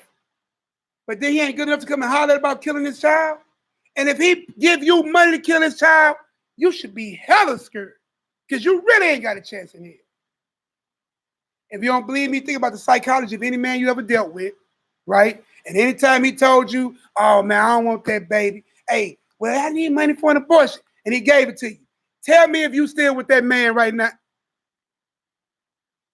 I guarantee you most of you ain't. And if you is, he dumb, you dumb, and y'all both pay for it. And we'll find out later how that's going to work out for you as well. We'll find out. We're going to find out. I'll wait. Because ain't none of y'all with that dude. If he knocked you up and he paid for it, he told you to do it and gave you the money, I guarantee he ain't messing with you no more. And if it is, ain't nothing but a jump off. He's finding a way to do the owning. But that pullout game ain't the best game either. I'm just trying to tell you something. I'm not going to the old Nehemiah mode. Look, I've seen the smile on the side. You know what I'm saying? Pullout don't work, man. Pullout don't work. If ejaculation is in play, you over with. And half of you brothers excited just to see the panties come off. Half of y'all ain't got them but 2 minutes in. I'm through. All right, I'm gonna stop. I'm saying, I'm through. Is that all I get? Yeah, I see you in 9 months. You know? All right, we're gonna go ahead and get in this Genesis 9, 6 through 7. 2 verses. Genesis chapter 9, verse 6. Whoso shedded man's blood, by man shall his blood be shed. Whoever sheds man's blood by man, his blood must be shed. How simple is that? That's probably easily as simple as thou shalt not kill. Boy, that verse went real quick. Go ahead and finish that. For in the image of God made he man. Ooh. And you be ye fruitful and multiply. There it go again. Bring forth abundantly in the earth and multiply therein. See that? So if you can't you see how that line up? Can you see it? And God spake, right? He said, whoever sheddeth man's blood, right? Ain't that blood in the womb? Ain't that embryo is living blood, tissue, marrow, skin and hair by the 4th month? We read. Able to be born by the 6th month. Lungs ain't quite developed, but able to. 8th to 9th month, the womb is opening up. It also puts you in the mindset. It's like the baby is innocent, right?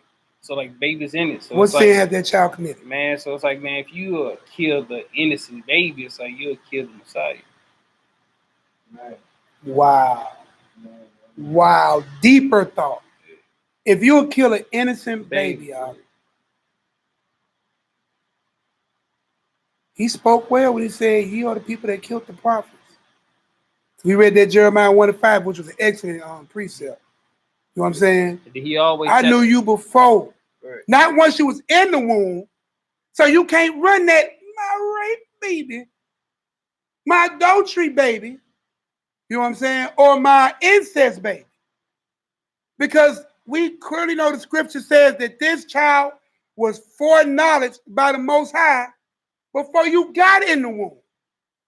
No excuses at that point. But let's finish the lesson and bring everything out. Where we at, bro? That was it, 6 and 7? Yeah, that was it for that. All right, give me Ecclesiasticus 11, 26 through 33. Going into the Apocrypha, y'all. Ecclesiasticus.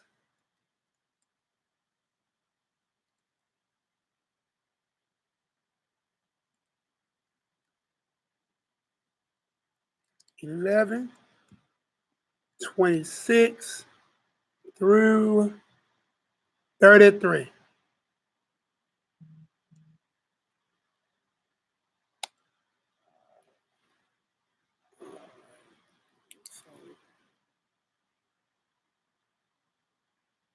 See, help us out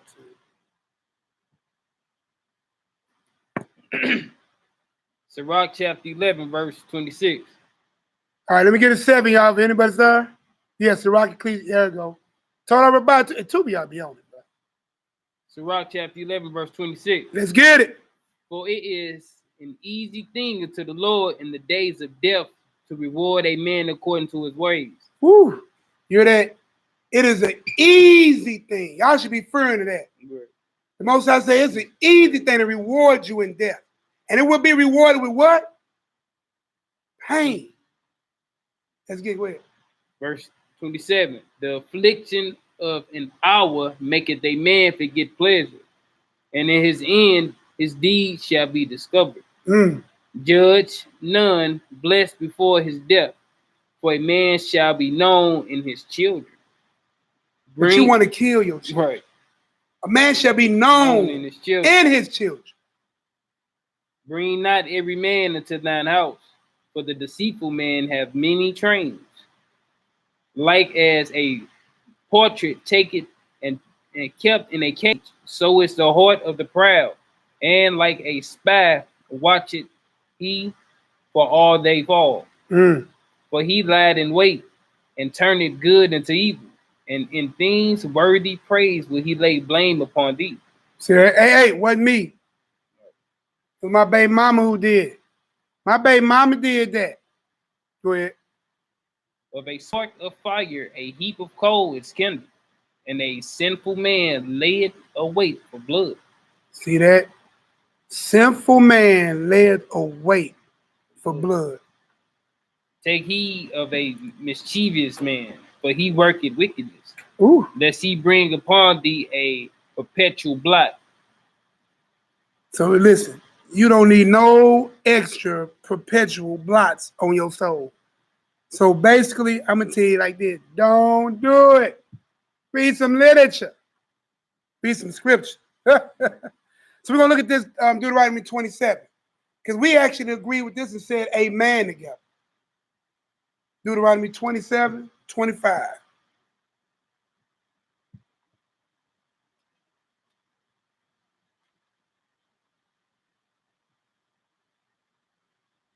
Overstanding, understanding. Can we get an 8 if we can be understood what's going on? Y'all can see it. You ain't got to agree with it. Just give me an 8 if you follow me thus far.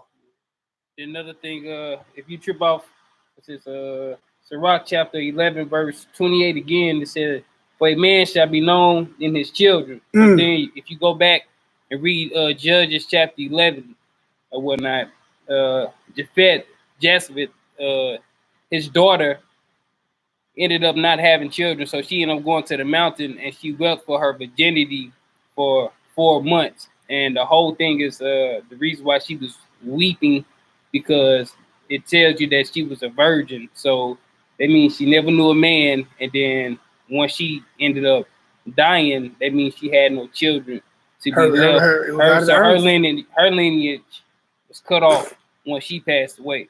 So she wouldn't have no children. She wouldn't be known by her children because she was cut off. Y'all understand what he's saying? I'm gonna use a more modern. Whitney Houston, right? Whitney Houston passed away. She only had one daughter, right? Bobby Christina, right? Then Bobby Christina passed away, right? That branch is forever gone out of this earth, never to ever see the light of the sun again. That is that right there. See, I mean, when you look at stuff like that, that's deep. You have no more portion in this life at all. You are literally extinct.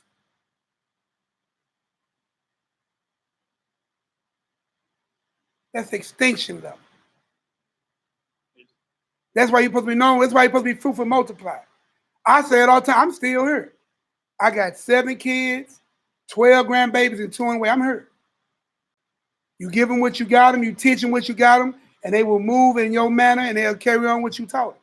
And they'll teach it to their children. That's great. I mean, it's siblings. One of the siblings or whatnot. It says, you know how a man or your brother loves you the way his children treat you. Makes sense, don't it? Yeah. Because they used to be able to see you and your children. And your children, right? Makes sense. All right, so we're gonna hit this 27 and 5. Deuteronomy 27 and 5. We almost done. I mean, not really, but we almost done. Deuteronomy chapter 27, verse 25. One verse.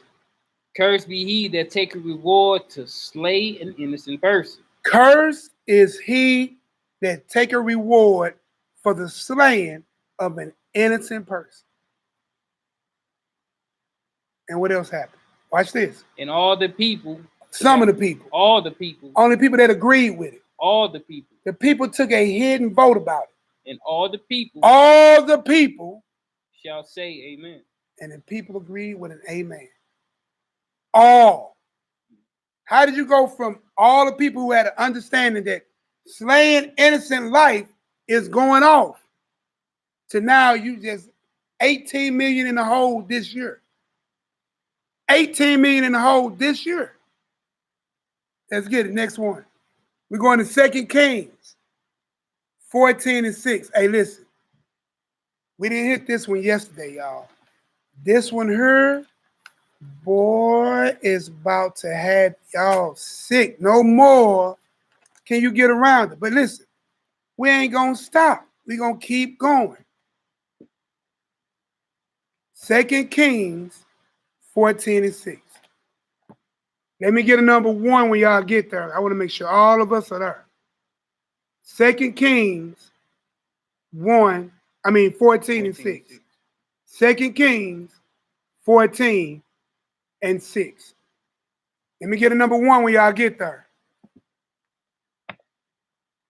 Let me get a number 1. We need to see this because the excuse on the table, which is less than 700,000% of the totality of killed this year alone, which is 18 million, because they try to say rape, incest, and I added adultery myself. I gave you 3. You gave me 1. We added 2 based off what we saw on the website, and I gave you 3. We upped it. Let's read that 2 Kings 14 and 6 to see what it says. 2 Kings chapter 14, verse 6. But the children of the murderers he slew not. So how did the children of murderers don't get killed by Israel? The children of the murderers he slew not. Go ahead. According to that which is written in the book of the law of Moses. What did we just read in Exodus 20? And we just read about innocent life. What are we reading right now? We just read in Deuteronomy 27. They were innocent, right? So the children of murderers, they did not. You cannot die for the sins of the father. The son cannot die for the sins of the father, nor can the father die for the sins of the son. These are Torah laws that can't be broken. But today you do it. And you 18 million strong in the U.S. on the black babies alone. You kill your babies 35% more than any other nation, 3 times more than the heathen nations, 4 times more than the white heathen nation. If you stop killing your babies, you can have 4 times more babies than the heathen in America, and you'll be done with this thing in 2 generations. Just by numbers. Pharaoh knew that. That's why he had that go on in Egypt. He knew it. Ain't this Egypt, Babylon, all over again? Pyramids on your dollar? Okay. But the children of the murderers he slew not, according unto that which is written in the book of the law of Moses, wherein the Lord commanded, saying. So we're going to see the law itself, which we already said, but let's read it. The father shall not be put to death for the children, nor the children to be put to death for the father. But every man shall be put to death for his own sin. You just can't get no simpler than that out here. Right. It's just that simple. How are you slaying rape children, adultery children, incest children, when the murderous children didn't get killed? Just a question. Right. You ain't got to answer. Just a question. Now we're going to get into some meat. We gave a lot of milk, carried you for about an hour and a half. Now we get this meat. So we're going to go to Enoch 69. Enoch 69 and 12. Well, we got some other ones that didn't come out either, boy. Ooh-wee. Ooh-wee. Enoch 69 and 12.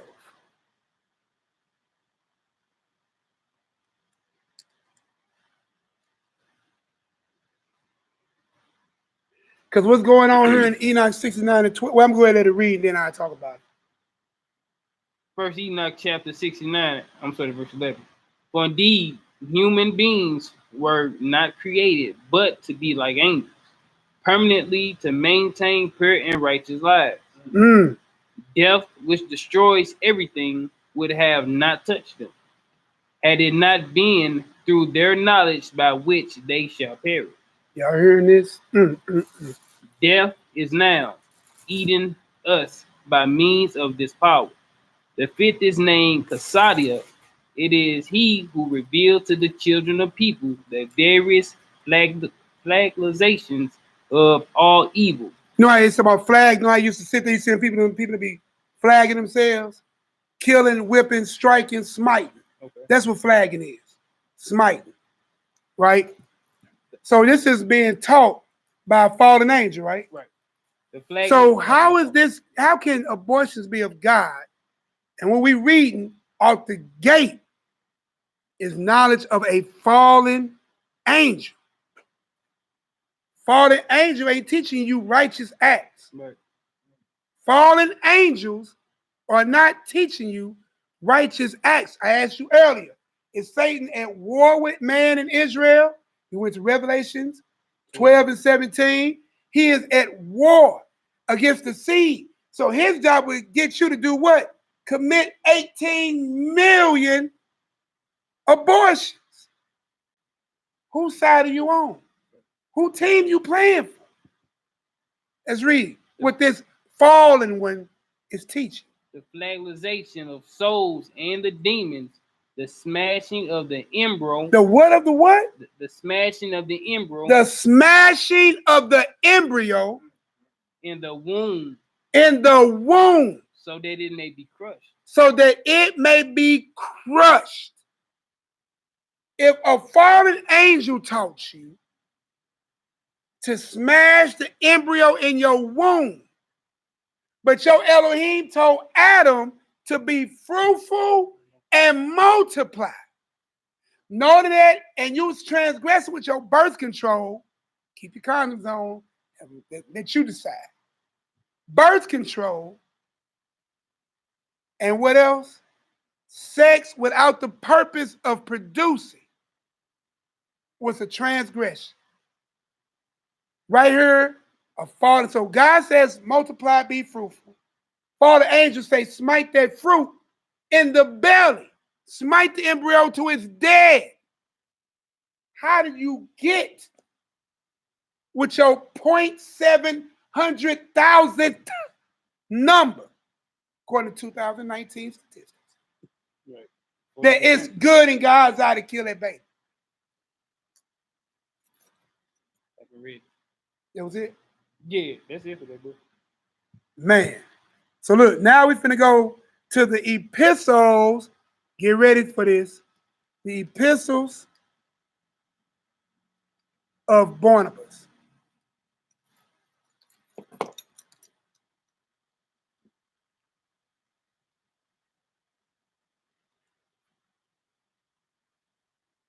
The epistles. Yeah, I got beef with Lucifer. That's right. I got beef with you. As Mally been saying, like, we got smoke with that nigga. Maybe I said it wrong. Maybe we got smoke for him. For him and with him. All that. You got that right here? Yeah, Right here? It's this one. yeah, I got it right here. Yeah, this. Yep. So we're finna read from y'all. We're finna read for y'all the epistles of Barnabas.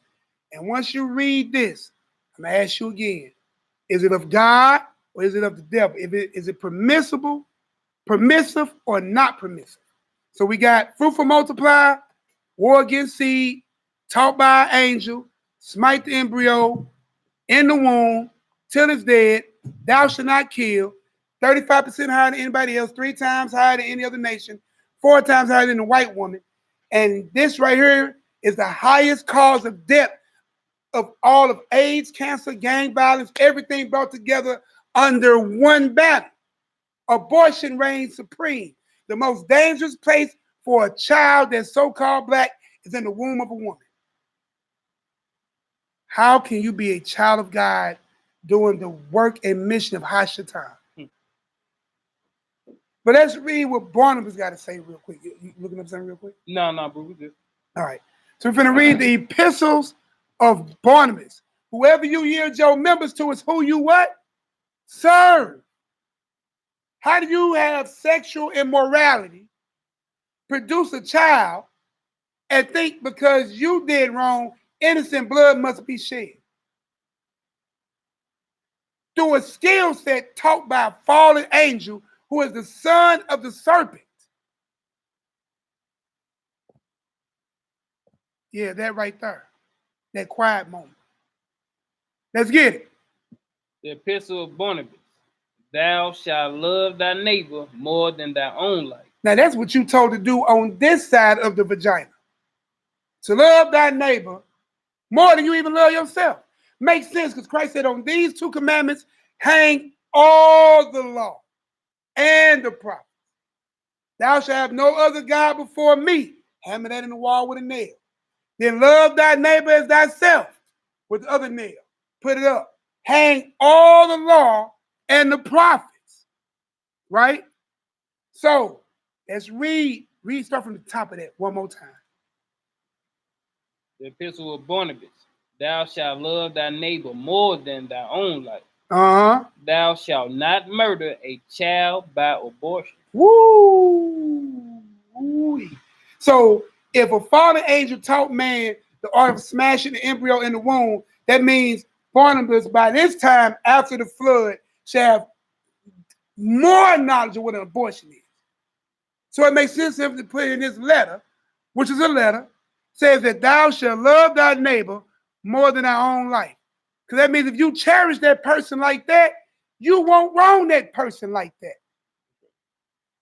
If you love your neighbor like that, like you love yourself and even more, you won't hurt that neighbor. Right?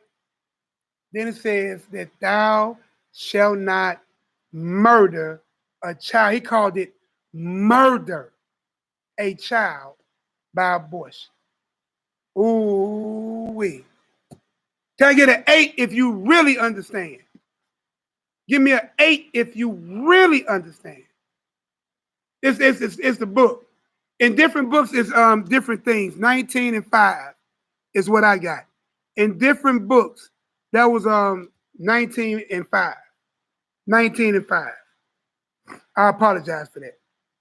Epistles of Barnabas, 19:5. But again, depending on the author, just like when you read in the pseudepigraphers, and it reads a little different verse-wise than it does if it's printed by another author. But that's it. That's clear. Thou shalt not murder a child by abortion. Why? Because it's taught by a fallen angel. Why? Because it's committing murder. Why? Because it's shedding of innocent blood. Why? Because it's curses the person taking reward for shedding of innocent blood. That's why. Like that. Right? So let's get it. We're going to read now. I'm going to type it in. The Apocalypse of Peter. Ooh-wee. This right here. This right here. Hey, Ma, dinner's done. This right here. Oh, my Lord. We're going to get you 2. Right? We'll get you 26. And 2. And 264. This right here is the proverbial nail in the coffin. Hey, Mom, what's for dinner? We killed this knowledge with script for dinner. Let's eat. Apocalypse of Peter. It says, I saw a gorge in which the discharge and excrement of the tortured ran down and became like a lake. Stop. Y'all hearing what's happening? Peter is telling you right off the flip. I saw a gorge. A gorge, you know what a gorge is, right? I want this to be so visual. He saw a gorge open and wide. Now, if the book is called the Apocalypse, you already know this is the end of the matter. Pay attention how books are titled. Epistles or letters given to people. Apocalypse are the weeds. I mean, we use it to this day, just like you see what I'm saying? Like the apocalypse, the world coming to an end, the apocalypse. It's like, you know, it's the end. It's the end. So I want you to get this visual. I need this to sit in your mind. There is a gorge, right? Think of Grand Canyon. There's a gorge, right? With the discharge. Anybody know what a discharge is? With the discharge and excrement. Huh? You know what excrement is? Of the tortured. So you know where they at. You in hell right now. We're going to find out which hell you in. There's a hell for the sinner. There is a hell for the slain, victim slain. And then there's a hell for the righteous. Hell just means grave or a set apart place, right? We're going to read about that in Enoch after this, right? But understand there's a gorge where the discharge and the excrement of the torture ran down like a lake. You getting tortured so much you boo-booing, pee-peeing, everything discharging all over the place. So many of them getting tortured that what's running down into that gorge is like, it's like a lake filling up with discharges of excrement. I want you to visually see that. All right? Let's get the rest of that. There said women, and the discharge came up to their throats. So there is a women. That's my fault. I said that wrong. There are women, plural. And the discharge that came ran up to their throats. Knee deep in excrement and discharge that flowed like a lake from the tortured ones. So upstairs, they're getting tortured. They get tortured so hard that they excrement and discharge is flowing down like a lake into this gorge. In this gorge are women sitting in that tortured, discharge excrement up to their necks. Give me an 8 if you are getting a visual of what I'm trying to show you. People are being tortured in this lake. And they are getting tortured so hard, they are dropping bombs out their bodies. And it's flowing downhill into a gorge, maybe looking like a big toilet. And in that toilet are other people, women, with that excrement and discharge up to their neck. All right? And opposite them sat many children. Uh-oh. And to the opposite of them sat many children. What else? Who were born prematurely. Who were born what? Prematurely. Uh-oh. Weeping. So there was children to the opposite of those women who were born prematurely or that were killed, aborted. So the women are sitting in the excrement of the tortured, and their children that were aborted are sitting on the other side looking at them, weeping. Keep reading.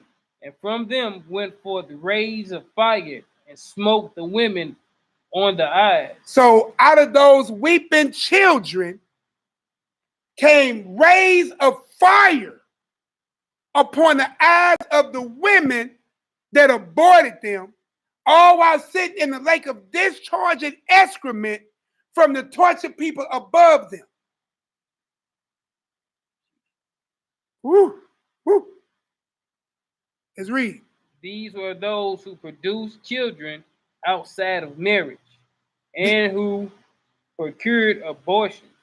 These are the children born outside of marriage, and that were procured by abortion, except for the rape babies. Do it say that? Except for the adultery babies. Do it say that? Do it say except for the incest babies? Every baby that tortured, you better pray you get out of the lake. You better turn from your sins, repent, offer up as much alms and supplication as you can. That's why it's important to understand the will of God so you don't go against the will of God and end up being tortured. Not only are you being tortured, even after you're being tortured, you dropping bombs into a lake, into a gorge, and then those who aborted their babies are sitting there up to their necks in it, and then their babies are crying that were aborted, shooting rays of fire on your eyes because you have to look at them for what you did to them. I don't think none of y'all want that smoke. None of you want that smoke. Do you think abortion is permissive? Or is it not permissive? If there's a torture for it, it can't be permissive. If there is fallen angels who told it to you, it can't be permissive. If Satan is at war with the seed that keep the commandments of God and the faith of Christ, it can't be permissive. Even dealing with your rape babies, your incest babies, right? And your adultery babies. Dang, then you keep adding that adultery part because we're going to keep reading. Give me that other part. So these are those who produce children outside of marriage and procured abortion. So these are children produced outside of marriage and procured abortions. Right. Let's read. Those who slew the unborn children. Those who slew the unborn children will be tortured forever, for God wills it so. Ooh. Yep, that's it. Pack them up, dog. We out here, Dino. We good. Do I gotta go any further, y'all? Do I gotta go any further? Is that a wrap? Is that a wrap? Have you ever heard something that you should be so sure of about dealing with abortion? I'm going to read that again. I'm going to give you the Nehemiah screen version of it. Those who slew their children that were unborn will be, not might be, will be tortured forever. For God willed it so. That's his will, right? That's his will, not his subjection, not that thing we used to hear in other places called permissive will, perfect will. God's will is God's will, and it is perfect. If anybody come to you with this old permissive side of it, well, God has permissive will if you were raped. Chapter and verse. It ain't there. I've searched this matter out. God didn't give you a permissive, you come with your own thought law. It is what it is. Can I get a 9 if you are now in somewhat full understanding of this abortion matter? And we just hitting the 2-hour mark. We kept it short and sweet. Just that simple, y'all. If you did it, turn to your Elohim, ask for forgiveness. I'm not your judge. Clearly, you got grace, you got mercy, you got time, you got Yom Kippur. I'm talking about fast, pray, turn from your wicked ways, come back to your Elohim. Be sincere, walk in this walk. If you claim to be this and you don't want none of that, this should make your calling assured if this might be on your ticket. Only you know and your God know. Nehemiah ain't burning you nowhere. All I'm saying is get back to your God ASAP and stop taking the life of these children because somebody gave you life. You had to run past 1,000 to 10,000 other fellow sperm cells to get her. How dare you cut that off for somebody else? And you made it. And half of you ain't even worked. It's another conversation. Sin will make you not worth it. How about that? That's the correct biblical answer. Because how you was born is not the sin or not the blemish. Uh-oh. But the sin that makes you blemish. That's a whole nother conversation lesson too. Ooh. Ooh. Are we done with that? No, that's another part. We're still in the apocalypse. Now get the other part of that apocalypse. Hey, boy, hey, look, Uriel is on. I don't know, I keep blocking why you got these precepts. That boy is pulling. We're gonna get this we in this deal still. So an apocalypse of Peter still. Apocalypse of Peter. I'm gonna call it AOP, right? This is I forgot the name of this section. It's in section 3. It's in section 3 though. We're gonna read this where it starts at whence. Y'all ready? Let me get a number 1 if y'all ready. I want y'all to hear this too.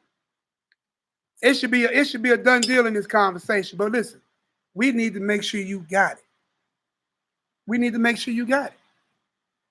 Says whence also we have received in inspired writings that children born untimely, even if they be the offsprings of an adulterer. Stop.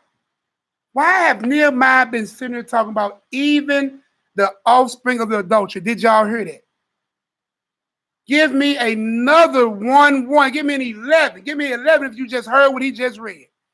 I'm going to read it again while y'all deciding to give me an 11.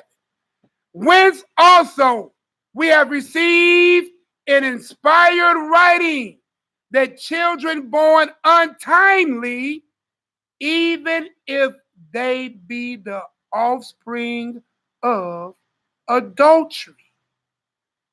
What are happening with these children? Or delivered to caretaking angels. What happened to these children? And notice it says untimely, right? Even the children of adultery are delivered to caretaking angels. Even though you call yourself, I'm killing the baby because he raped me. I'm killing the baby because it's incest. I'm killing the baby because of adultery. My husband can't find out I messed with his partner.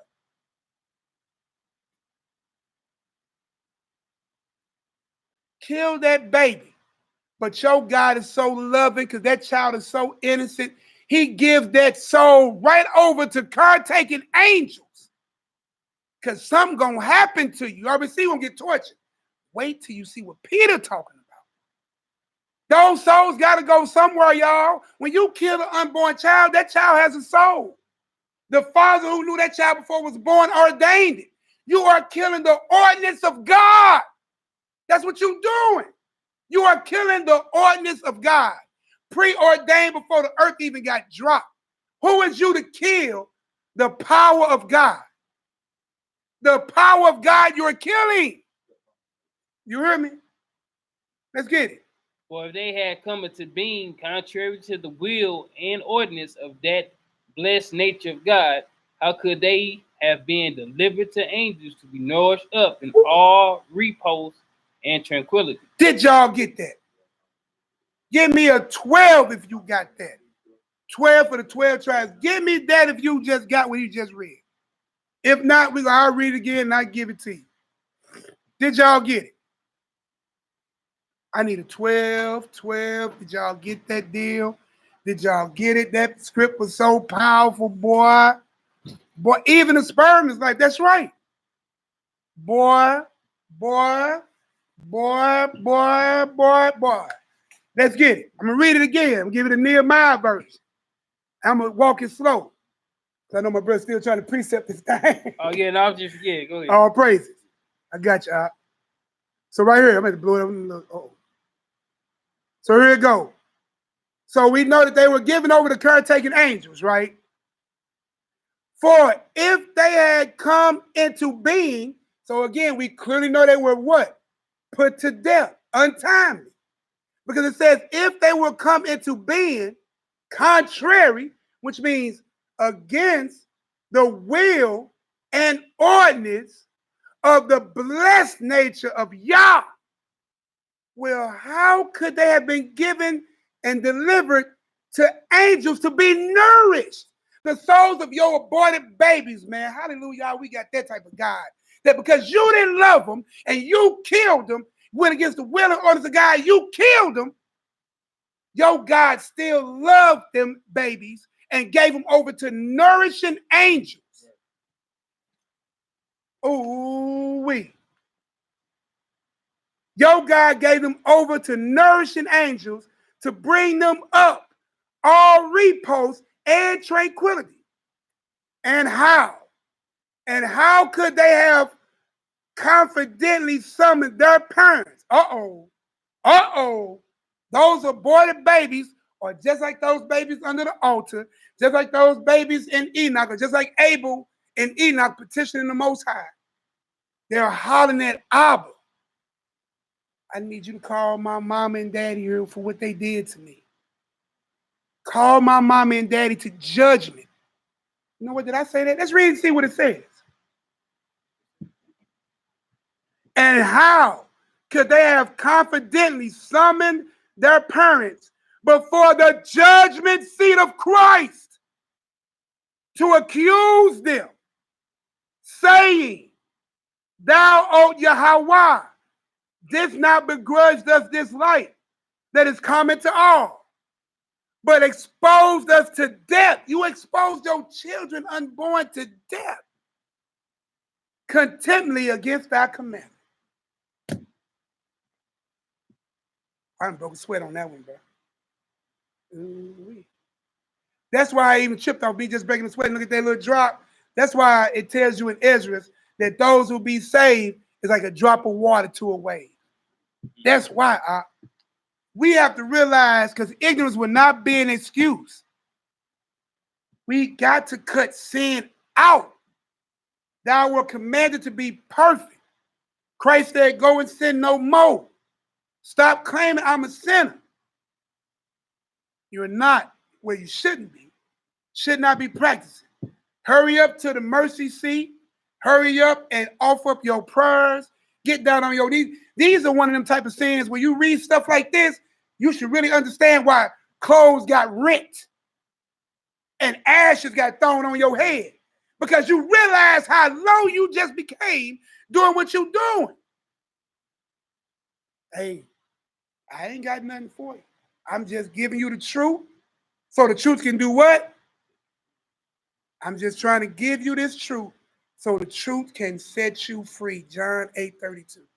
That's all I'm trying to do. I don't have a heaven or hell to put you in, but I can tell you that there's one awaiting if you don't hurry up. Because somebody ain't going to wake up tonight. Somebody ain't going to wake up tomorrow. Hey, Matt, what's the numbers on those people that die almost every day? 250,000 people die every day. Stop acting like you got tomorrow. Hurry up right now. Holler at your Abba. Huh? Practice. When the last time you got down on your knees? When the last time you laid prostrate on the floor and said, Lord, I ain't even worth it. Please forgive your humble servant. I'm just saying. I mean, unless you're too proud to get down for your God. That's all I'm saying. Then activate your fast. Activate your power. Everywhere you see in the scriptures where power was presented, fast was presented. Christ fast, Cornelius fast, disciples fast, Old Testament prophets fast. Wherever power was presented, fast was in play. Activate your power. As we used to say, as we said, I heard, don't deny the power. Christ asked that man, wilt thou be healed? Wasn't no suggestion. Let's get it, man. Was that it for that? Yeah. I don't even know if I need to go any further. Huh? Enoch 22. We're going to one last place.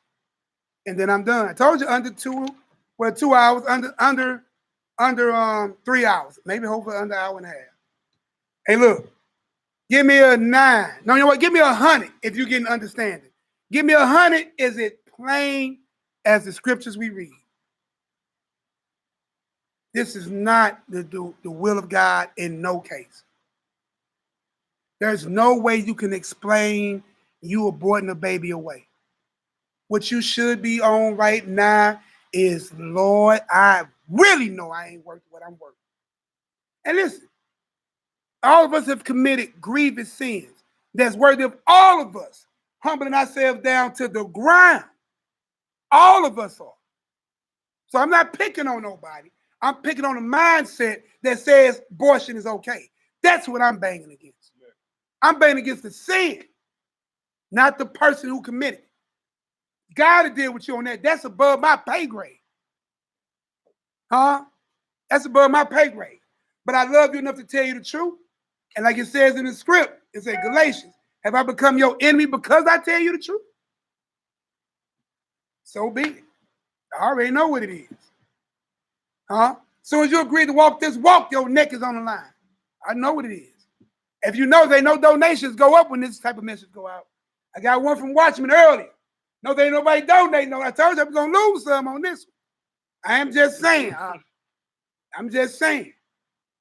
These type of messages got to come out, man, no matter the cost. Because souls are on the line. That's it. Souls are on the line, y'all. That's what it is. You hear me? Offer prayers for us down here, too. That we stay solid. That we keep trying to bang for the kingdom.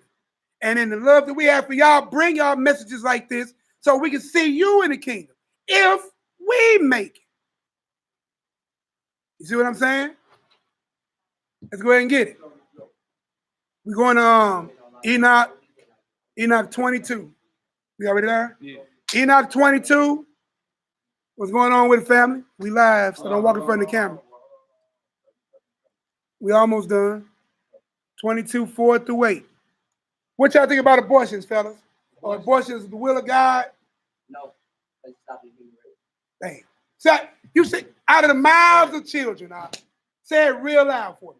No, because it's stopping the human race. Flat out. See how simple that was?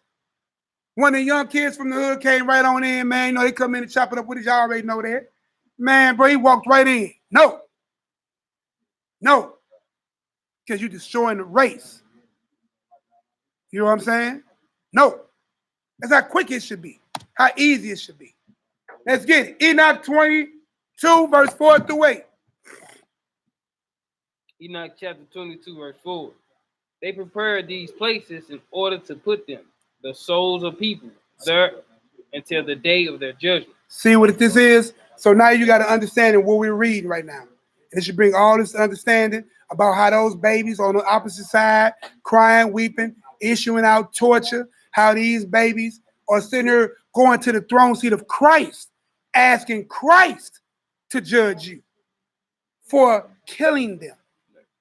Even the adulterous babies are doing it because there's no excuse for shedding innocent life. Those babies that are killed, those 61, somebody, what's the number right now? 61 million. I'm going to the abortion website right now.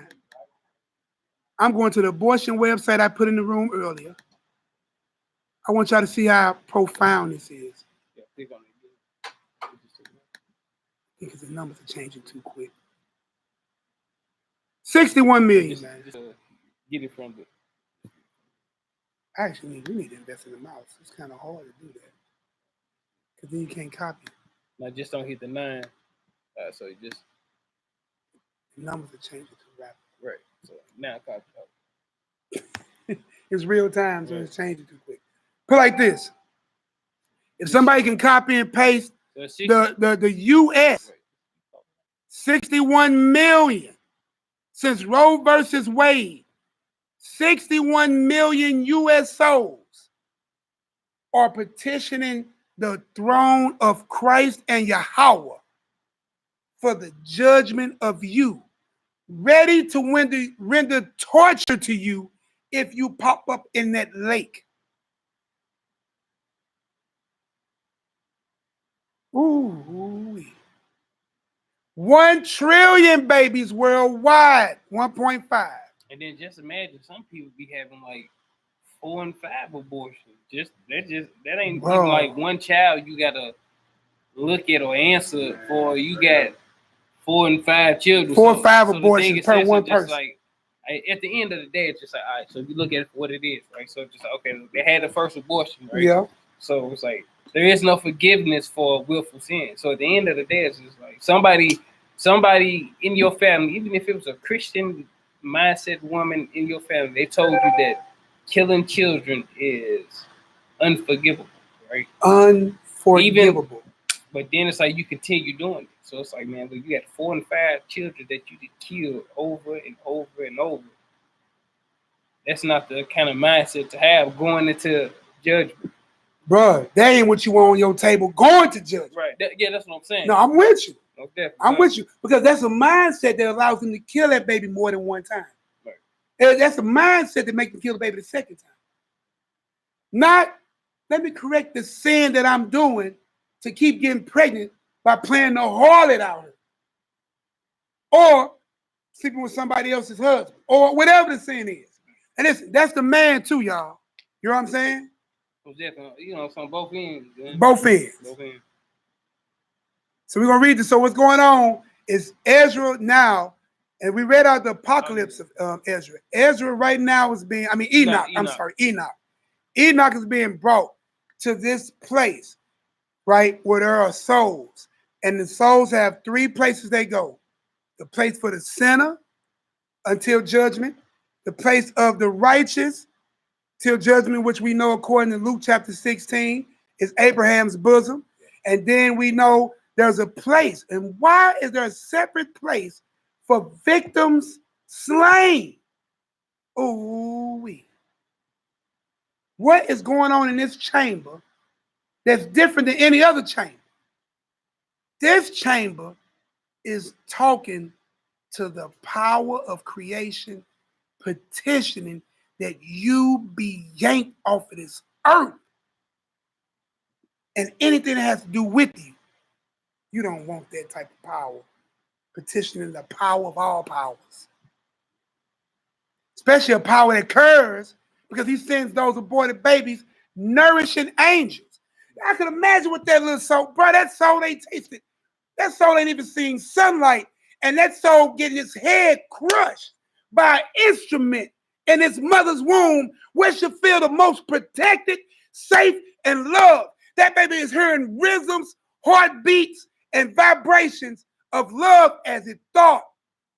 And then one minute it's there, and the next minute something crushing its skull and yanking its bones and Bro. That's why your Elohim, who is so loving, sends nourishing angels, because you just tortured an innocent a cry that can't be heard by your ear. You get pissed when a baby cries. Shut up, sit your little butt down. A child who is screaming, whose voice will never be heard, will have to have a God that's so loving to send nourishing angels to it. Right. It makes sense for that child to petition for your parents to be brought to judgment for that. Amen. Amen. Amen. Tables get turned real quick. Serious. It's like the baby make it, and it's like, you got a chance, you won't make it. The baby got it. Baby got it. Yeah, that's what I'm saying. Like, the baby got it. It's like, but you sit down here fighting to get it, and you just might not have it. It's crazy. It's crazy. Go ahead and read that Enoch. Just the last verse, last scripture we go into. I could go into, matter of fact, I'm going to give y'all the scriptures in the room.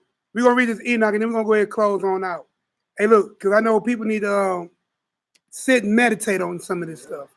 You know what I'm saying? You need to reevaluate self. Even us raggedy, no good men, are putting y'all in that position, but it ain't all our fault either. You know what I'm saying? It's two faults. And I'll be honest with you, especially you brothers who are paid to have your unborn child. Boy, you the worst of the worst. You supposed to be the kings and rulers, protectors and guardians. And you paying for death to your own seed that you shot out through your covenant member. Boy, I can imagine what's going to happen to you. I said let's end it with Deuteronomy 21, 8, 9. You want to read? All right. All right. So I'm going to put.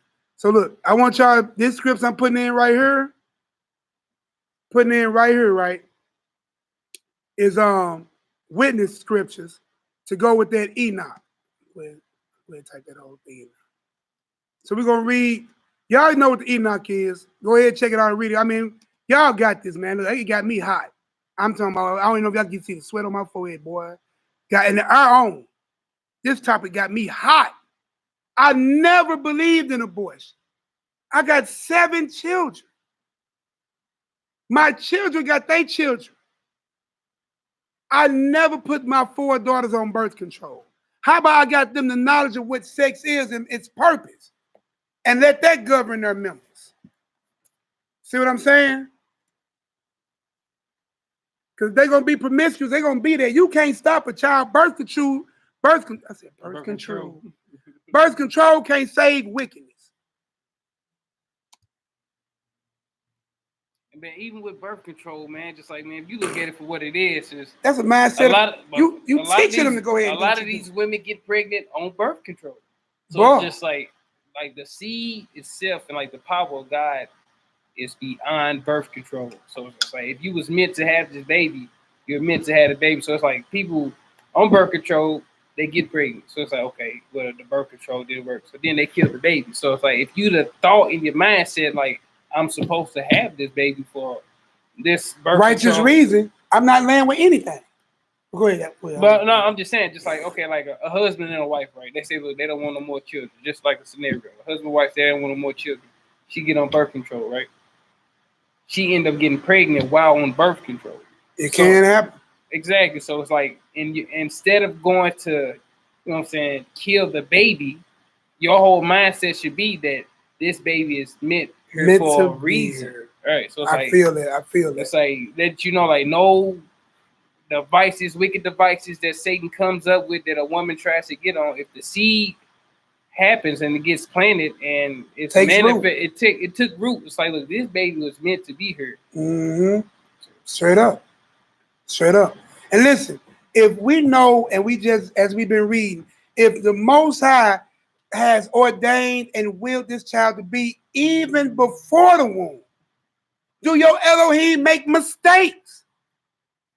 Your Elohim wasn't with you when you got raped? Also, man, psychological damage. Like all these women that have abortions jacked up too. Like, you know, you in your mind, you jacked up watching how they make you look. Right. Can y'all hear Lakai? And their minds, you be jacked up behind it. It ain't like you just going with your normal life. You thinking about this baby. You know what I'm saying? Like all the way around from the baby, all the way down to the woman they do this shit on. In your spirit and in your conscience. You vexed. You vexed. So that you know it ain't nothing righteous behind it. It's not permissible. The Most High didn't command it, turn his shoulder to it, smile on it, nothing, because even the woman that try to cover up the bullshit didn't happen. Even the man, if you got someone to conscience and try to pay for it. And try to pay for it, huh? You know, in your spirit, you jacked up behind it. That's straight murder. You straight paid somebody to murder this child. That's what you paid for, huh? Curse be he. Cursed be he who take reward for shedding of innocent blood. Yeah. And look, bro, it's later for being passive on these sins. We got to chop these hard sins up, and we got to give it to you. I'll come with some more hot topics. It's cool. It's cool. You hear me? Son. It's cool. What you got for us, man? Tell the people what you got for them. This Deuteronomy chapter 21, verse 8 and 9. It says, be merciful, O Lord, unto thy people Israel, whom thou hast redeemed, and lay not innocent blood unto thy people of Israel charge, and the blood shall be forgiven them. So shalt thou put away the guilt of innocent blood from among you, and thou shalt do that which is right in the sight of the Lord. Hey, somebody need to get that scripture that he got right there. If innocent blood is on your ticket, petition the Most High to stand on that word right there. That's how loving your God is, man. But listen, don't be bold, proud, or high-minded to think you don't have to repent for this. Because the measure of repentance is measured by this. Confess, repent, turn away. You have to confess it. You have to acknowledge it. You got to go before the throne with it. Petition the Most High, offer up supplication, man, and never revisit that thing again. How about I won't do what I do to get pregnant? How about I wait for my husband? How about I deal only with my wife or wives? And how about let's do this thing the way the Most High ordained it to be? It'll go better for you. It'll go better for us. Because these sexual sins like these cause the land to sin and cause us to stop getting the end game. It will happen, but that's why a lot of you ain't gonna make it. Might not even be me. I ain't gonna say, hi, man, like I got this. You know what I'm saying? I'm just in the same boat like y'all, narrow path I must walk. You know what I'm saying? But I made up my mind not to play with this thing. That's the difference. I accept all I did as if I couldn't. I acknowledge all I did as I should. I petition the heavens for forgiveness. It's what I better do. And then I mission myself not to do none of it again. New purpose. Straight up. So we're going to read out here, y'all. How y'all feeling? Under 2.5 hours. How we looking? So the question on the table is permissive or not permissive? Will of Yah. Anybody want to type the answer in? Let it be a witness unto thee. Is it permissive to have abortions or not permissive? Let it be your written testimony. Okay, permissive might be a big word.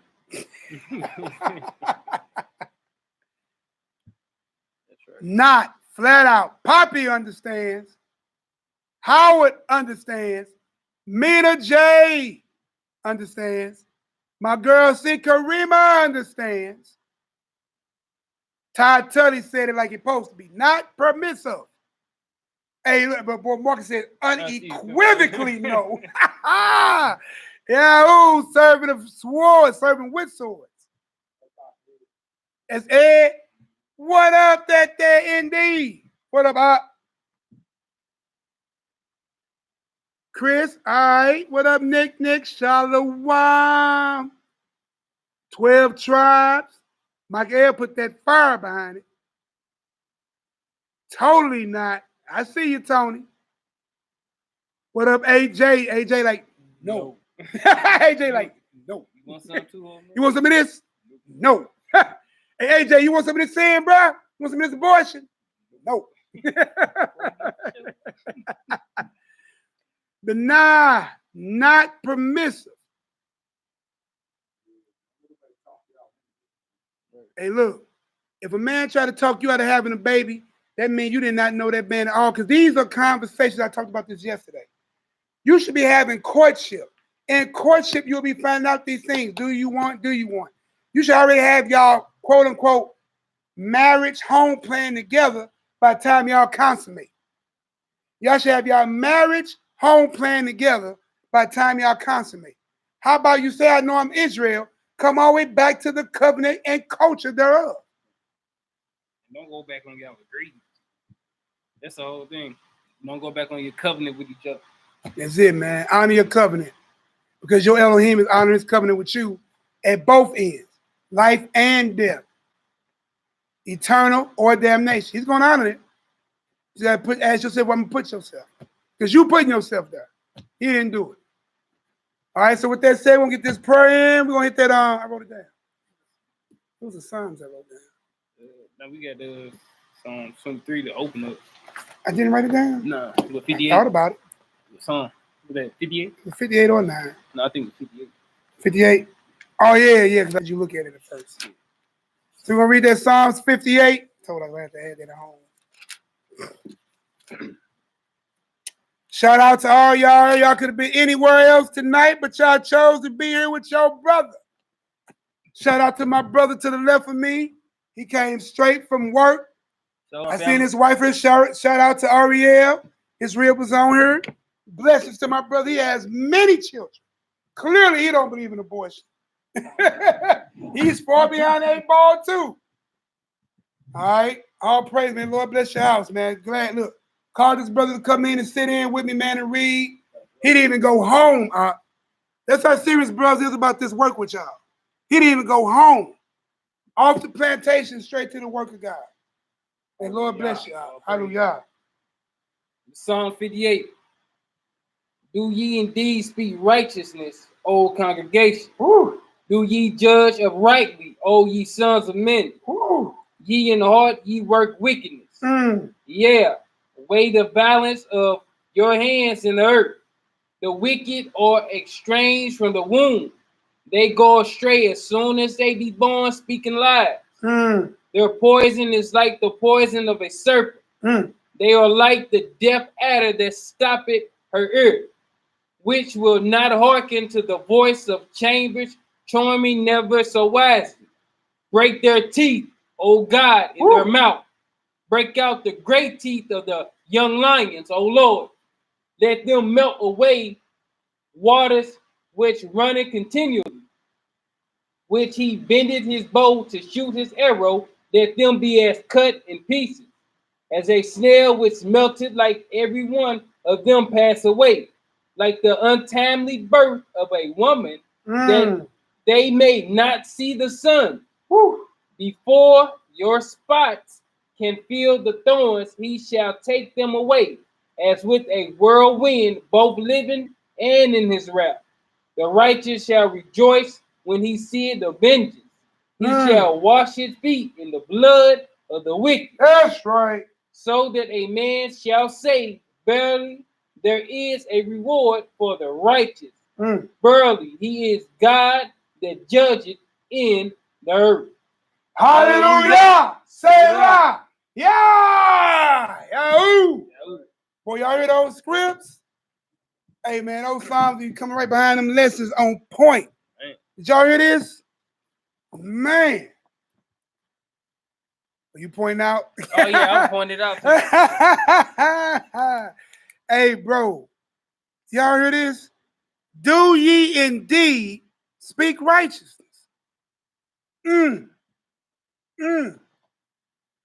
Old congregation. Do ye judge uprightly, O ye sons of men? Man. Man. Look at this, y'all. It said right here, as a snail which melted, verse 8, every one of them passed away, like, here we go again, the untimely birth of a woman. So that's a child that didn't make it. You see it? So it should be even more clear when we was reading, we was talking about them untimelies. But we know because it said they was carried up to be nourished by angels. I just want y'all to see it. Hallelujah. All praise to our great power and his King, only begotten Son, our Messiah. Look at this, man. The righteous shall rejoice when seeth the vengeance. He shall wash his feet in the blood of the wicked. And we read about them babies. Them babies petitioned for their parents to be brought to judgment before Christ. Sat there on the opposite side, issuing fiery lasers, dog, fiery joints at their parents for judgment. Man. So the man that shall say, verily, there is a reward for the righteous. Hallelujah. Verily, he is Yahweh that judges the earth. Man, all praise to the Most High. All praise. All right, y'all. I'm going to get up out of here. Y'all won't see Nehemiah for about 3 weeks. No, I'm just joking. Mally won't even let it sow. Uriel won't let it be sold. These brothers hunt you down, you go AWOL around here. Pop up at your door. Sure. Get a phone call like, hey, you going off. Going off, son. Going off, son. Plus me mommy calling. Me mommy. Shalom, mama. Shalom. All right, y'all. If anybody that wouldn't mind, free will offering. I know we ran hard. We was probably so focused in, man. Appreciate all who gave, who had the mind to give, the spirit to give, and maybe not the ability. Definitely keep us in your prayers. You know what I'm saying? As we praying for you.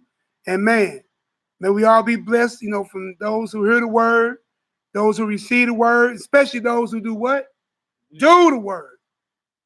You know what I'm saying? What that says, I think that's Romans 2 and Romans 2 and I think 13. Not only those that are the hearers, right, but those the doers. Those are the ones that will be justified. There you go. Let those who be blessed. I think that's Romans 2 and 13. Pretty sure it is. All right, y'all. My mama on the phone. She listens to me talk to y'all. Is it what? Did you say, mama? It's 2 and 12. Boy, my mama on the phone spitting script.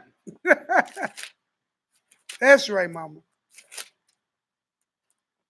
2 and 12. Let's see what you know what you talking about, old lady. What you talking about? Ooh-wee, she right. I mean, she ain't said, but she right, because 12 is a killer.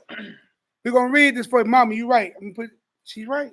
She'll be right there, 2 and 12. Romans chapter 2, verse 12. 12 and 13. For as many as have sinned without law shall also perish without law. Woo! As many as have sinned in the law shall be judged by the law. That's right. For not the hearers of the law are just before Yah, but the doers of the law shall be justified. Hey, mama, you got it. Mom shot me that 12. I'm just saying.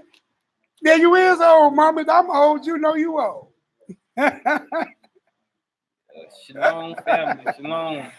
All right, y'all. Hold on, mama. Let you say shalom to the worldwide assembly. Go ahead, mama. Say shalom. Shalom, bro. It's the whole family, mama. You on the internet. You even live. Shalom, right mama. But she said shalom, family. All right, mama. Put you back in my ear. All right, Israel, man. May the Most High bless all y'all. Shalom till we meet again. Shalom, family. Shalom. Love y'all indeed. Shalom. And the truth, man. And everybody stay humble, man. Stay humble. Stay humble, man. And then listen, don't be the hearers, be the active doers of the word. Yahoo. Yo. Hold on. Go, mom, give me your Yahoo. Go ahead, mom. Hold on. Don't end it yet. Don't end it yet. All right, hit that Yahoo, mama. She sound like a truck. Oh, Mama Yahoo! Yahoo. Shalom, Israel.